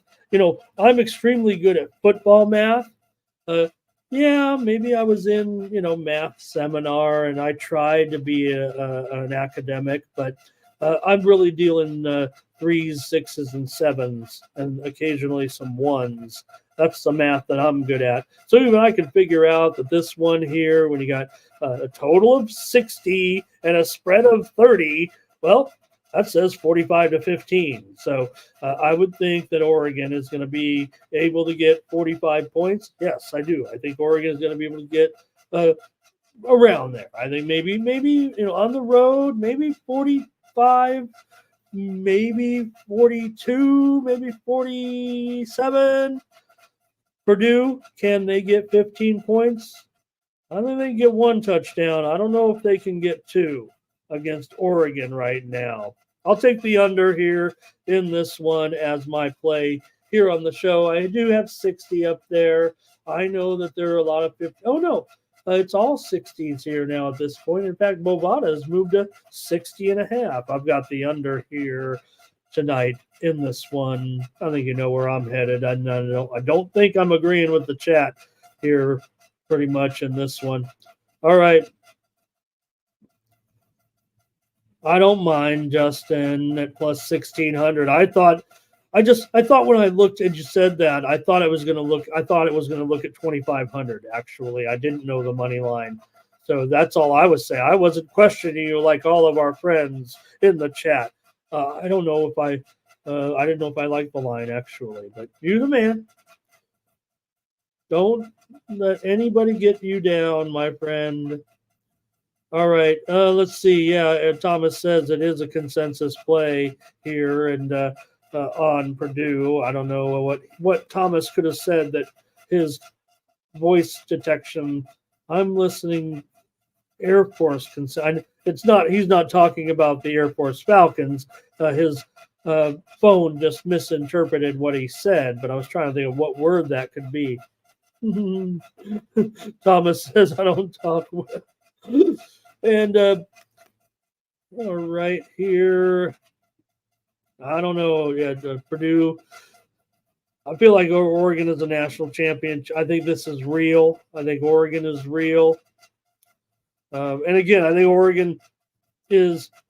And Calvin said, look, they're not getting the money. They're not getting the money here. And no doubt. I mean, they're not always getting the money because these spreads here, these other Pac-12 teams, and Oregon feels that much better. And I know it's tough to wrap your head around the Oregon Ducks, but because they are just 2-4 against the spread so far. But I think that they are that team. And Calvin says, Oregon is banged up coming in, so that's going to hurt them, but hasn't mattered to the again, look at all the people here in the chat, right? It's almost all Purdue. And we know that this spread has the money. Are we not I know in our chat, I like to say, and maybe I'm just stroking you guys, that our chat is sophisticated, right? So if we are sophisticated, maybe we are on Purdue correctly. You guys are on Purdue correctly. But the money continues to take it the other way. Are we just public here? And do we think that Purdue, is the public on Oregon and we are so sharp that we are on Purdue? I think that's my question for you guys, not whether or not we like one team or the other. I'm taking the under here. I don't want to get involved in this conversation. You guys are great, and hey, put you to the test every time, right? That's what we love about sports betting, and I'll never stop. I'll never stop firing on these games, you guys. That's a fact. All right. I remember when we would bet, when I was just a youngster barely on the internet, you could place only, the $5 minimum bet on thegreek.com. Do you remember thegreek.com? It's now called Heritage. Thegreek.com. If there's anybody old like me, they had why anybody doesn't make the same interface on the computer as thegreek.com, unless there was some type of copyright. I still think there is nothing that, the Bovada is pretty smooth. I think the apps are terrible, actually, because I want to do things on the computer. But the Greek.com had the best betting interface that to this day, that I think I've ever used. I don't know if anybody remembers that. All right. Let me see there. What was I doing? I was checking out the Oregon injury report or something. I'm really worried about it. I know that certainly Holden has an injury here. He only had one target last game. I'm talking about Trayshawn Holden, but I mean, come on, they still have Tez Johnson here in this one. His prices are out of control, but Tez Johnson is going to find the end zone at least twice in this game, maybe 3 times. It feels like. All right. Chosen one says, they travel here. Don't forget, maybe this is what's happened to some of these Pac teams so far in the Big Ten. And thank you, Nuke. Let's like it. Let's smash it. And we got to keep going here. Geez, I've been spending too much time on these games. I'm having so much fun here. And I'm a big Jimmy the Greek fan, Thomas. In fact, I don't know if you can feel it, but I think that I don't talk like Jimmy the Greek. I don't, but I think I'm kind of a cross. I like all these old school guys. Jimmy the Greek, Howard Cosell was my man. let anyone, no mistake, Howard Cosell was my man. Don't forget that. And people say a lot of bad things about Howard, right? But who championed, Howard? And yes, he was a little bit old school in his thinking. Maybe he got caught up a little bit. I'm not talking about Jimmy the Greek's problems and what he said, but Howard, he was a champion of civil rights. Let's be. He may not have been able to say the right thing as eloquent as he tried to be, but he was there. He was there, right? He was with Muhammad Ali all those times, every single time. All right. That's it for that game. Let's keep it going right now. God, we got to go. Oklahoma State and BYU. You can't find it. It feels like anybody except, hey, our new man. And maybe there will be some Oregon State guys, Oklahoma State backers in here. I think Calvin was on it or whatever. And that they are going to be pretty contrarian here. It does feel like today in this matchup, right? Because of what everybody is talking about here right now, it seems, with the awesome momentum of this BYU team. I mean, there's just no way to get around it. It just feels like, almost feels like 1984 all over again. Now, they're not a national championship contender. Let's not get twisted about it. But, thanks, R. Thompson. I'm on the under in the Oregon-Purdue game, if you missed that. What I said was I'm questioning whether Purdue can get a second touchdown in this game. I'm pretty sure I'm going to be against everybody. Surprised it wasn't a consensus play in there for Purdue. But I think there was maybe a little bit of Oregon love in there. I don't know. Unless I missed it, Thomas. But okay. And I hate to go against team consensus. So I'm just going to go with the under just in case that consensus came up on Purdue. I know you guys all like Purdue. Maybe I'm being West Coast honk here. But again, I'm holding a future on Oregon. Okay, let's see. Anyways, here we go with the BYU. They won their first 2 Big Ten games. Here, Big 12. I say Big Ten. There's like 10 teams in the Big 12, 16 in the Big 10. I might call it the wrong conference once in a while, but we know where these 2 teams are in the Big 12 right now, and BYU has come off fire in here at this point, averaging big points in conference play now. And they've speaking of teams that are, they've won and covered all 5 of their FCS games so far. Have the BYU Cougars. Are they still underrated at this point? If you guys don't know, BYU, they kind of won the national championship in 1984. There was controversy because Penn State was a good team, and BYU was still that WAC team. It was called the WAC, the Mountain West at the time. But when you went through the whole schedule undefeated, and there were no national championship games, they relied on the voters to decide. And there was a big faction of fans that were for one-loss Penn State, and there was a big faction of reporters that were on undefeated BYU in that magical season. It felt, looking back, I think most people recognize now BYU as a national champion. Maybe we'd had to determine through the years that the BYU program was this good. And hey, right now they're in the Big 12. We know BYU is big time. They had LaVell Edwards, legendary head coach at the time with that team. Last year, Oklahoma State won this game 40-34 at home as a 16.5-point favorite. Didn't come close to that money. Although they did outgame the Cowboys in that game. They outgamed the Cougars 500-325 or so in that game last year. 3 of the last 4 games for BYU have gone over here so far. BYU is 5-0 right now. ATS coming off of a win. That's just reflective of their record right now, but should be noted on their play. They are covering these games. They've got pretty good quarter. They got Retzlaff, kind of funny. They make fun, you got BYU with a Jewish quarterback. That's not part of the storyline, but it's made for some fun memes on X. Calvin, though, he did get chosen one here on BYU.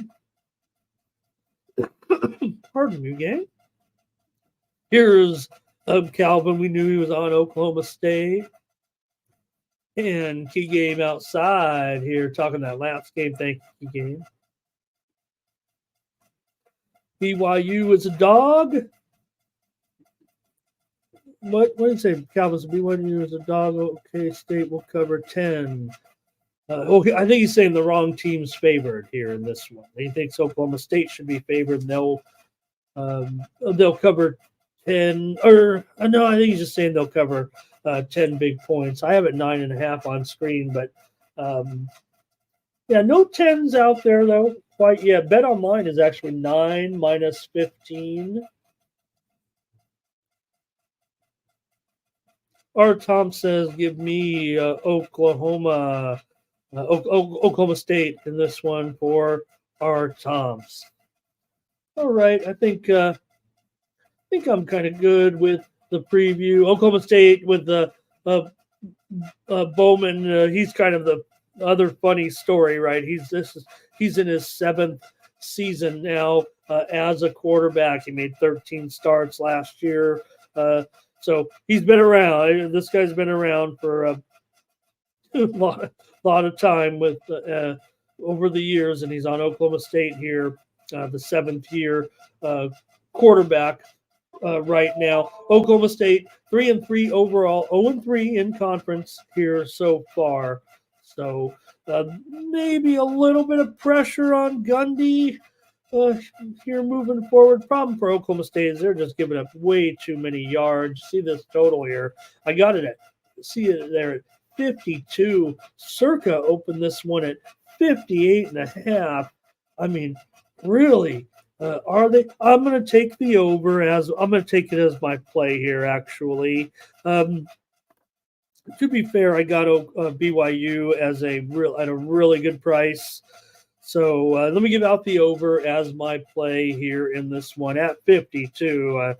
Look, if Oklahoma State has any chance, I don't think it's going to be by slowing BYU down here. I would think they would need to try to outscore them. All right. Calvin says BYU, they barely got away with beating SMU. So, Oklahoma State's going to be a tough game as well. All right. And Calvin does like the over, though, with me. So we found a common ground. Calvin and I love Calvin being here as our new commenter of the day. Let's just call it that.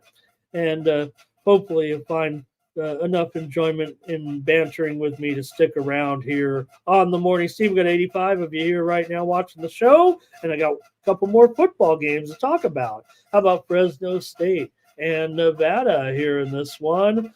Fresno lost their last 2 games. Didn't look too good, especially 59-14. But, their sophomore quarterback, Keene, he's pretty good. And look at this spread here, down to 2.5 when, well, let's just face it, it was higher for sure. Circa opened at 4. DraftKings opened at 4. A couple places opened it up a little bit higher than this as well. So the move has definitely been, it feels like on Nevada here a little bit, but Nevada's lost 3 of their last 4 games and given up 72 points over the last 2 games right now. They did split those games, but they've allowed 1,000 yards in those last 2 games combined. Now, the Wolfpack is 2-0 against the spread as a home underdog here so far, but Fresno's won the last 3 games in this series by 18 points, by 27 points, and by 2 points. 4 of the last 5 meetings between these 2 teams have gone over. The Bulldogs are 4-3 in their last 7 trips to Reno, and 6-1 against the spread here against the Wolfpack. For Nevada, they do have also a veteran quarterback in Lewis. He was a starter from last season. Here, Nevada just 3-6 against the spread their last 9 games as a home underdog, despite going 2-0 in that category this year. It hasn't been a great role for Nevada, but Nevada's 4-1 as an underdog against the spread so far this season. So mostly opened it up, like I said, at 4.5 or 4 for the most part. There was a couple of books or one rogue book that opened it up much, much higher. When I say much higher, FanDuel, who has the games up before the major books come out. FanDuel's kind of the first, but they don't take big limits on the games, or at least the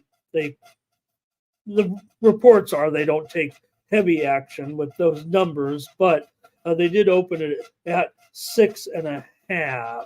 So my play is going to be on the under here with Fresno State and Nevada here at 49.5 now. I think I have a few prop players maybe I was looking at in this game despite the under projection. No, I don't know if I can do it actually here with these two teams. I don't know if I have any overs anyway, and maybe not necessarily on the fade train either in this one. So let's see what you guys have in this matchup, probably the least attractive matchup for you guys here on the day. And let's see, go to the comments. Not many here, it feels like. R. Tomps, though, is on Nevada. Calvin says this is a Nevada win, 1,000%. And Thomas is on FSU, the other FSU here. And Thomas says, my play of the day, let me write it down right now, Nevada for the Birdman, if I can say that affectionately. And I guess that's it for you guys in this one. Nobody likes the Mountain West or the pack, the future pack, if you will. All right, I think I got one more here to look at. There is one Ivy League game tonight, and it is between Brown and Princeton, and I've got to play. No cap. Where's my graphic? Here we go. Princeton is a 3-point favorite. I failed in last week's Thursday night Ivy League game or Friday night Ivy League game on my under, I believe. So with Brown and Princeton here, though, actually I'm going to go over 50.5. The Sharps, they are all over the under, no doubt about it, but I'm going to fade these guys here at this point. I tailed them last week a little bit, and I thought the matchup was going to go under. It ended up going over, but I think here with Brown and Princeton, I'm going to look to go over here in this one, and at 50.5.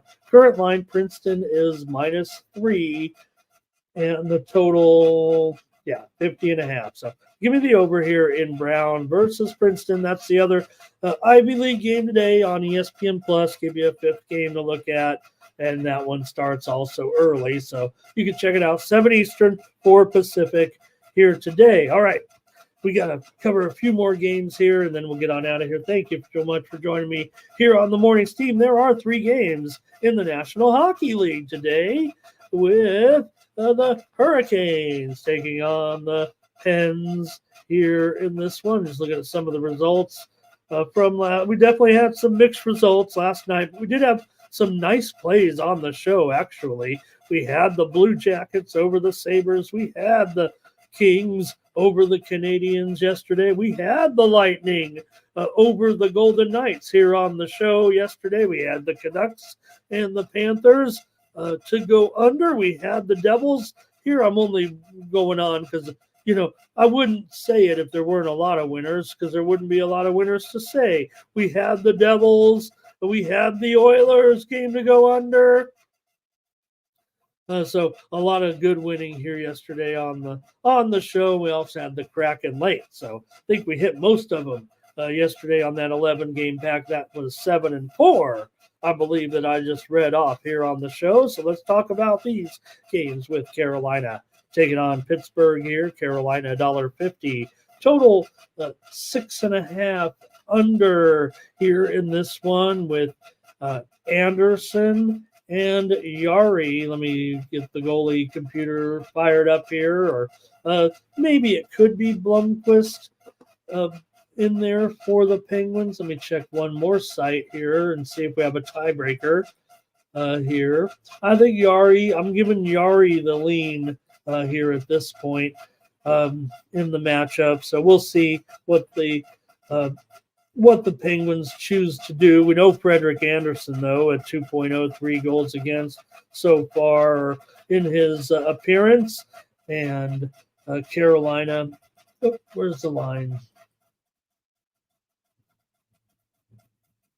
Opened mostly around this number, and the total also opened around this number. So maybe not a lot of movement here yet with this matchup. The Hurricanes come in 1-1 so far this season, averaging 2.5 goals in their 2 games and giving up 6 goals so far.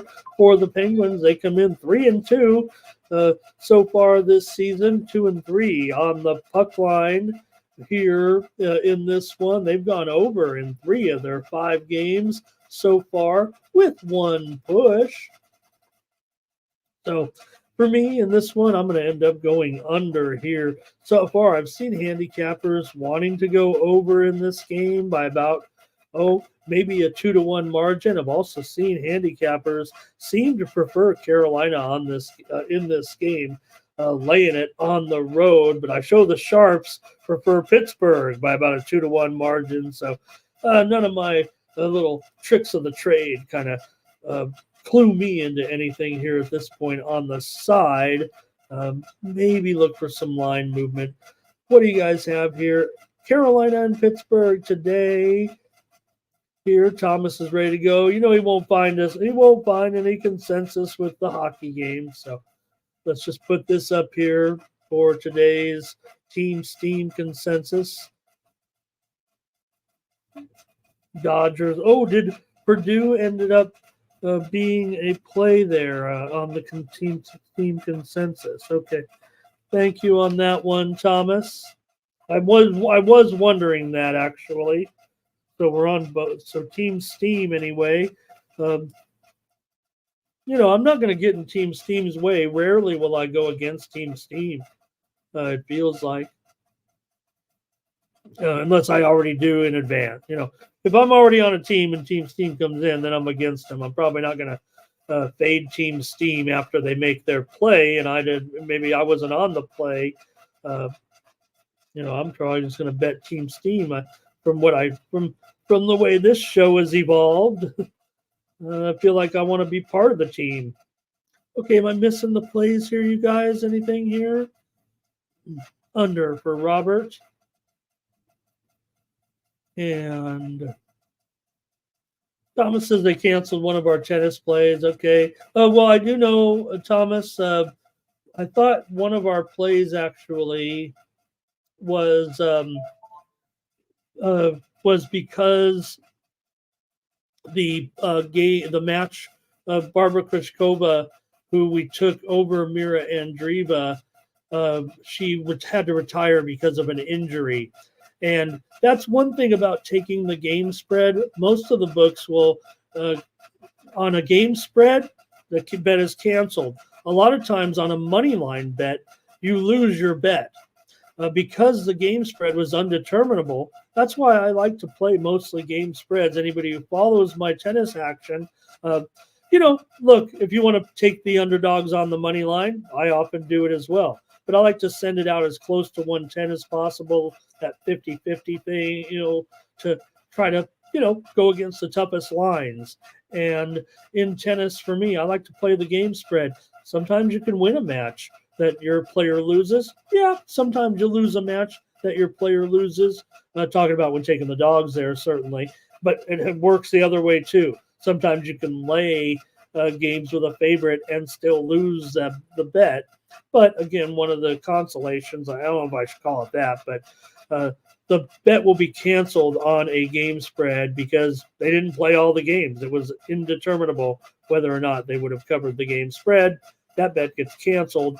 A lot of times, if you're at Krejcikova on the money line, she lost. She had to retire. She was injured. That was part of the deal. Some people, that's a hard concept for some people to get through. Not you, but I'm just saying in general that one I see debated a lot on X. Okay, so let me see. I'm looking for ping, but here's Calvin says, give me the pins at home here on the puck line. I'll lay a little juice, says Calvin. So, hey, I respect that too. Calvin's been on some dogs, and he's on a dog a little bit. We know that juice is heavy. That to me, that kind of makes him the favorite on the puck line, but nice to know Calvin varies his game as we learn a little bit about my man there. And Key Game Outside says Purdue and under in that football game. Thank you. Thomas feels bad for Barbara Krejcikova. Okay, that's it for this one. I'm on the under here. All right, here's not a great game. The Sharks are taking on the Jets. You can go have at it, chat. We get this matchup twice a year. We get to make the jokes here. I get my pocket knife out. You guys ready to do a little? If anybody has ever know what I'm talking about with the Sharks and the Jets, anybody? All right. Let's talk about it in the terms of hockey here. For the most part, we don't need to go into West Side Story or know if anybody even knows what West Side Story is. But the Sharks will take on the Jets here tonight in this one, with the Sharks a huge favorite against the Jets. We'll take their girls too. The Jets come in here at minus 325 or even 350 here right now. In this one, I'm showing it 390 at circa. If it's 390 at circa, it's 390 in my mind at this point. Might as well update it. To me, circa is always going to have some of the sharpest numbers. So 390 now here at circa. So I don't know what we can do to handicap this game right now. Other than the fact the Sharks are coming off a win, they are. Not a win, but a back-to-back in the loss there to Chicago last night. That's certainly going to make it a little bit tougher. It was 4-2, yes, last night. The Blackhawks got a puck line win as a big favorite. The Blackhawks are at $1.80 and doesn't feel real comfortable, but Jets come in looking good so far at 3-0. This season, just 1-2 on the puck line so far. But for the Sharks, they're 0-2-2. They did get a couple of points so far this season. So let's not totally be down on the Sharks just yet. There'll be plenty of time for that this season, but still a pretty big number here right now. And I would think the Jets might have no problem putting up some goals here, it feels like, against the Sharks tonight. See if you guys have anything here on this one. I feel a little bit naked here with the numbers because it's just hard with a $4 favorite. The Jets don't get to be that very often, but handicappers so far pretty unanimous in wanting to lay it here with the Jets and lay the puck line. That's what I've seen from the sharpest bettors so far. The move, though, to me looks 5.5 over 20. I think the Jets are going to be able to put up some goals here for sure. I mean, obviously, my morning steam play here is going to be on the Jets on the puck line to keep it going here at this point. See what you guys have. Kelly's here, says the Pens struggle with the Hurricanes in the head-to-head. Let me kind of moved on from the game. Now it makes me want to look at the head-to-head trends a little bit, the head-to-head trends a little bit in that series. Okay, let's see here. And the original Winnipeg team, remember they went down, they lost Winnipeg, and they got them back. Jets under here for our Tomps. I think Real Madrid says got Hellebuck here to shut him down. He's been so hot so far with a 0.66 goals against average and a shutout already. Blackwood was the one in goal for San Jose in both of their overtime losses so far, their overtime games, I should say.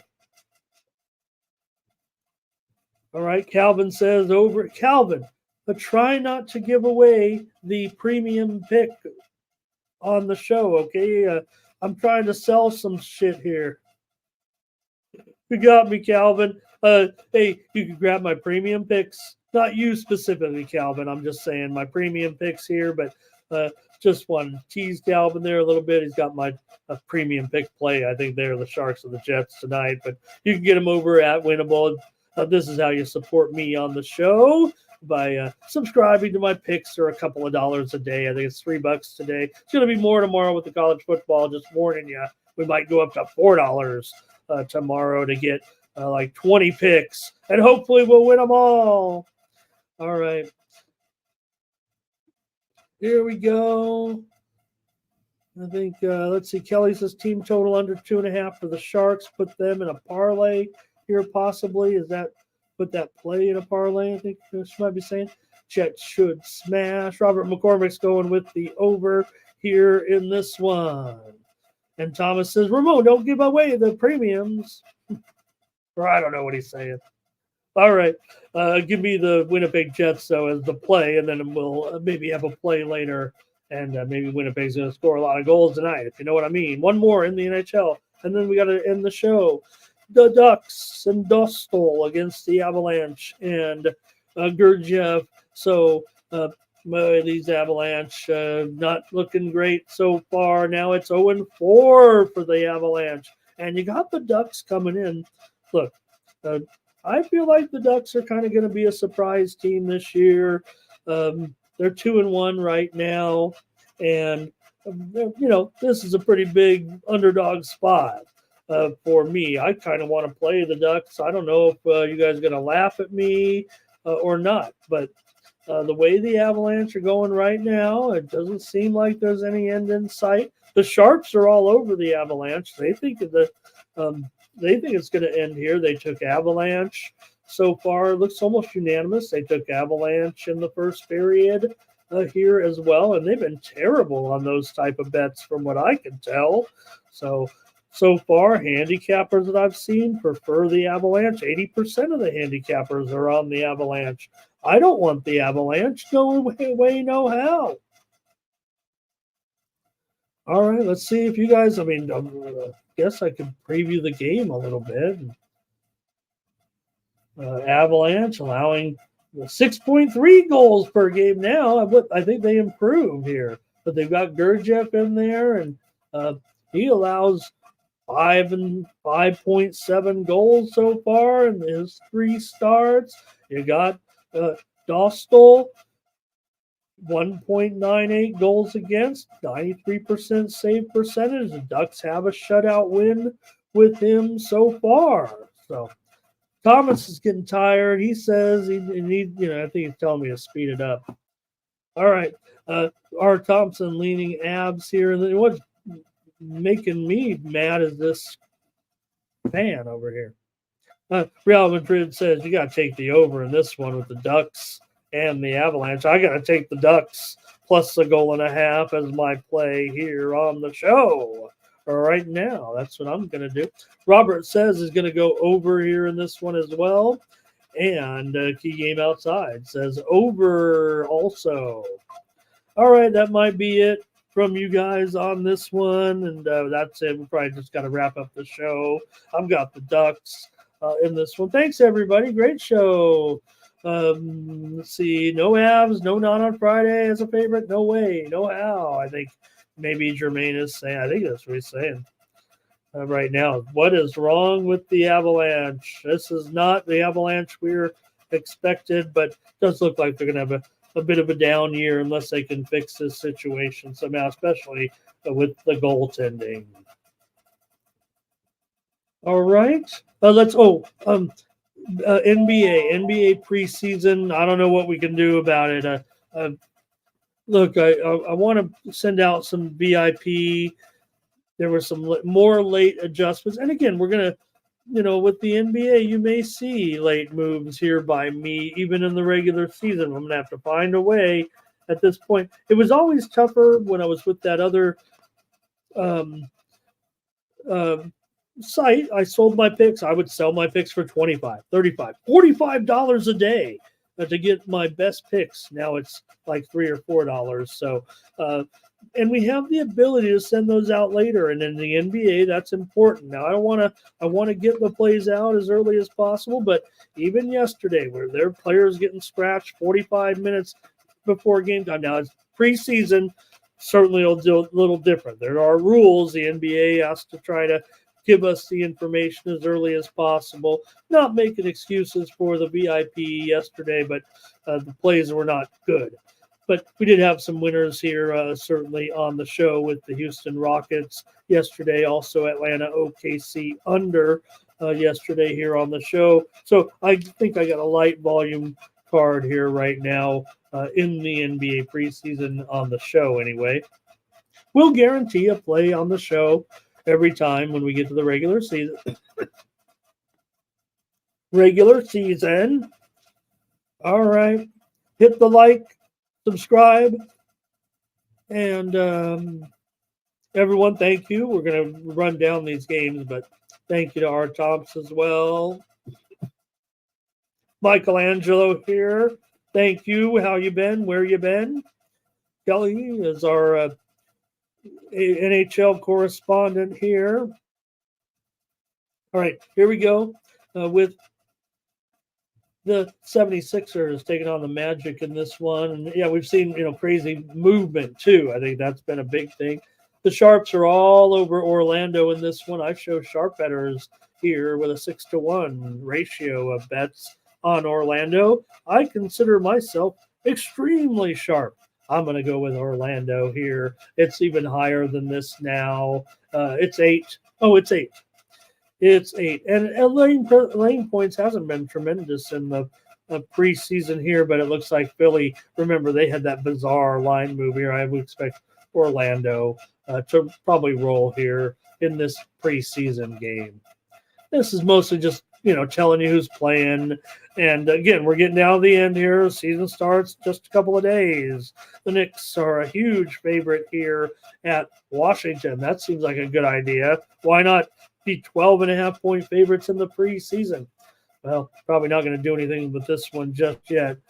Feel like it's a candidate for a VIP play, but just got to see what's going on here with some of these player announcements, who's in, who's out. And again, we're not going crazy in the preseason, gang. Shouldn't be going anything over a half a unit for sure, if that. Toronto, it's just I like to watch some of the preseason games and see who's doing well. Watch the Lakers last night. Just going to end up have a little action. If you're me, Raptors here taking on the Nets in an even tilt. Feels like maybe even the Nets are favored here at a few places now.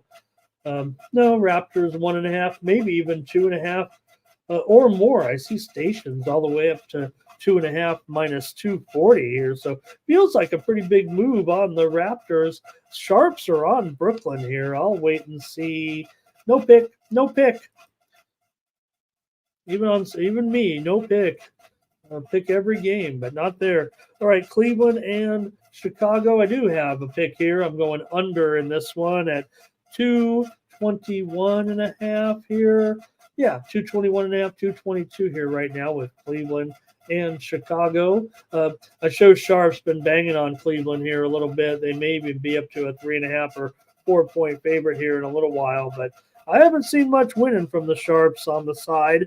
They came in on Chicago early, and then they kind of flopped to Cleveland. The sharp money started coming in on Cleveland. I'm showing 80% of the Sharps on Cleveland. And again, it's just my speculation.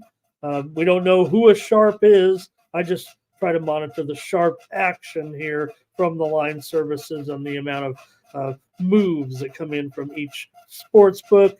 If you saw it, you wouldn't believe it. If you're a subscriber to some of the services that I'm talking about, I'd like to hear from you and tell me what your opinion is on those services. All right, Heat and Grizzlies. I do have a play here, I believe, in this one with the Heat and the Grizzlies. And I have here you look at it here. Yes, I do. The Memphis Grizzlies here laying, is it 8 points? I know I have it on screen there as 8. There is some 8.5s out there. So for me, it will be lay these points with the Memphis Grizzlies here at -8. Jazz and Trailblazers are next, and the Jazz are favored on the road by 2 points.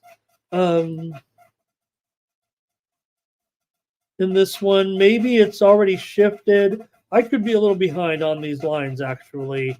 These are just some notes that I took here and didn't really monitor the action here. And now we might even see Portland moving to a favorite here in this one. I'm going to back off that and go with no play. So probably just 3 plays here right now. And I'll have some little VIP action, I think. Still going to fire on a few of these preseason games. Lakers and Golden State tonight here in this one. And I think I'm going to right now favor the over here tonight at 219.5. So 4 plays for me here out of the 7 on the show. Thanks, everybody. Let's see who said goodbye here to me. All right. Kelly, thank you so much. Talking about right, that was it, right? The Bucks. Got to check the lineups. It's tough. That's why maybe I got a couple of totals here a little bit. And yeah, well, no doubt about it. Golden State. Oh, she says goes over. I just looked for this one. Golden State here, and the Lakers are bad. So let's see. Key Game Outside said his first bet was on Mike Krzyzewski. Robert McCormick, thank you as well. Thanks, everybody, joining me here on the Mornings team. Remember, I do have a subscription package available with my best plays every day over at winnable.com. You can get free plays from me every day over at Winnable. Just click the QR code in the lower right-hand corner of the screen. I'll be firing tomorrow with my FCS coverage. It comes in on the VIP account. So this is where I send out my plays on FCS football. You don't have a lot of handicappers. I just go with my overall numbers and ratings. It's a consensus of some of the sharpest ratings out there, and then I throw in my own. And then when that line comes out early, because we're already on the air, I've got to fire away. So you kind of get plays from me tomorrow on the show in FCS. And then I send out, trying anyway, and this is what I've been able to move it up to, a couple of packages of plays in FCS action on Saturday. So check me out over at Winnable and sign up for the free service. You don't have to subscribe to it. You can just look at them, see who we're on. Maybe you're watching ESPN Plus, and if you do watch ESPN Plus, those FCS games are just lined up one after another. It's dozens of games, more action for you, and I help you get there with my FCS coverage on Winnable, but I also have a pay package where I'll have my NCAA top plays and all my top plays and all the professional sports over at Winnable. It just keeps you flowing with more action all day and all night. If you're a degenerate like me, let me send you some plays and help keep you focused and help you in your handicapping too. You just know who Ramon's on for just a couple of bucks a day. I used to charge $25, $35, $45 for these plays, and I came over here to Sports Money because I wanted to charge just a couple of bucks. I'm still a tout. I'm not going anywhere. I'm all about that tout life for sure. I'm never going to leave. It reminds me, the show's over. You guys can go unless you want to hear some story. So it reminds me of when I used to own 3 900 lines back in the 90s. And if you remember the 900, you'd call the phone, and it cost you a few bucks a minute. I had a $5 line, I had a $15 line, and I had a $25 line of me talking. And, you just rattle off the plays in your handicap, just like we know it is now. But I was doing it in the 90s. This ain't something new that I just said, hey, Mikey, let me go on the channel and try to hawk some. I've been hawking plays since the 80s, man. So come on and check me out and see what I'm all about. All I do is sit here with all my monitors, just like I did in that little room with my telephones and my fax machine, if you know what that is, back in the 90s, touting my games, watching games, and, well, maybe I had a job back then covering games, dealing poker, but this is all we're doing now. So join me over at Winnable and get some more plays from me. And I appreciate and love you guys so much. I'll tell you what, we have 85 viewers in here right now. And if that thing said 8 viewers, we wouldn't have a show. So you better come back tomorrow. If we lose all our viewers, I'm going to quit doing this show. So, all right. Thanks, everybody. Appreciate it. Calvin Washington, our new chat member of the day. You are welcome to be a part of it. Maybe you have been here, brother. Appreciate you so much. Michelangelo here. Appreciate you. And, of course, my right-hand man, my Ed McMahon, is Thomas Lewis. Thank you, everybody, for joining me here on the Morning Steam. Also, don't forget, join the crew tonight. Join Mikey Money tonight with pre-gaming at 6 p.m. Eastern, 3 Pacific. Mike will go over all the primetime action, including that late baseball game, college football, NHL, and more. And then tomorrow, also tonight, they are coming. Got to tell you about this. They are going to be coming to us from Niagara Falls. I don't think it's a remote. I think they're either at Jeff's place or in a hotel or something. I didn't get it quite straight from Mikey, but check him out. Today is going to be, I believe, Mikey. I don't know if Jeff's going to join him, but Mike, give me a hard time right now here. Hey, boss, buy me a computer. Buy me a computer here. Let's make some money. Let's get our channel. Everybody watching it here. That's what we're doing here. So support us here at Sports Money. But those guys are going to be coming to us live with a LFA action here tonight. So Legacy Fighting Alliance from Niagara Falls. I think they're going to have some plays for us as well. And then don't forget to check out the action tomorrow with the UFC coverage here from the Apex here in Las Vegas with that main event tomorrow with everyone's most exciting fighter, Michelle Pereira, going up against Anthony Hernandez. Could you believe Pereira, an underdog here on Saturday? And there's a big card, and we'll be here. They'll be back from Niagara Falls, and I think it'll be, I don't know if they'll be back at headquarters, but we'll have the guys with the coverage of UFC, live coverage, and they'll be talking some other sports here, I'm sure, tomorrow with college football and as well. So make sure you check this out, everybody, there tomorrow, and I'll be back here tomorrow at 9 a.m. Eastern, 6 Pacific with more Morning Steam and the entire FBS card tomorrow. Thanks a lot, everybody. And don't forget, follow me over at winnable.com and use the promo code STEAM to save 20% off that $3 price to get my plays for today. So if you can handle, what is it, $2.70, 50, whatever it is. I'm, like I said, I only deal in 1s, 3s, 7s, and 6s. So use the promo code STEAM, get a longer package, support me here, and I'll come back and do it again tomorrow. All right. Let's give it one more listen with PZ's song that he made for us, and then we're out of here. Thank you, everybody, for joining me here on the Morning Steam.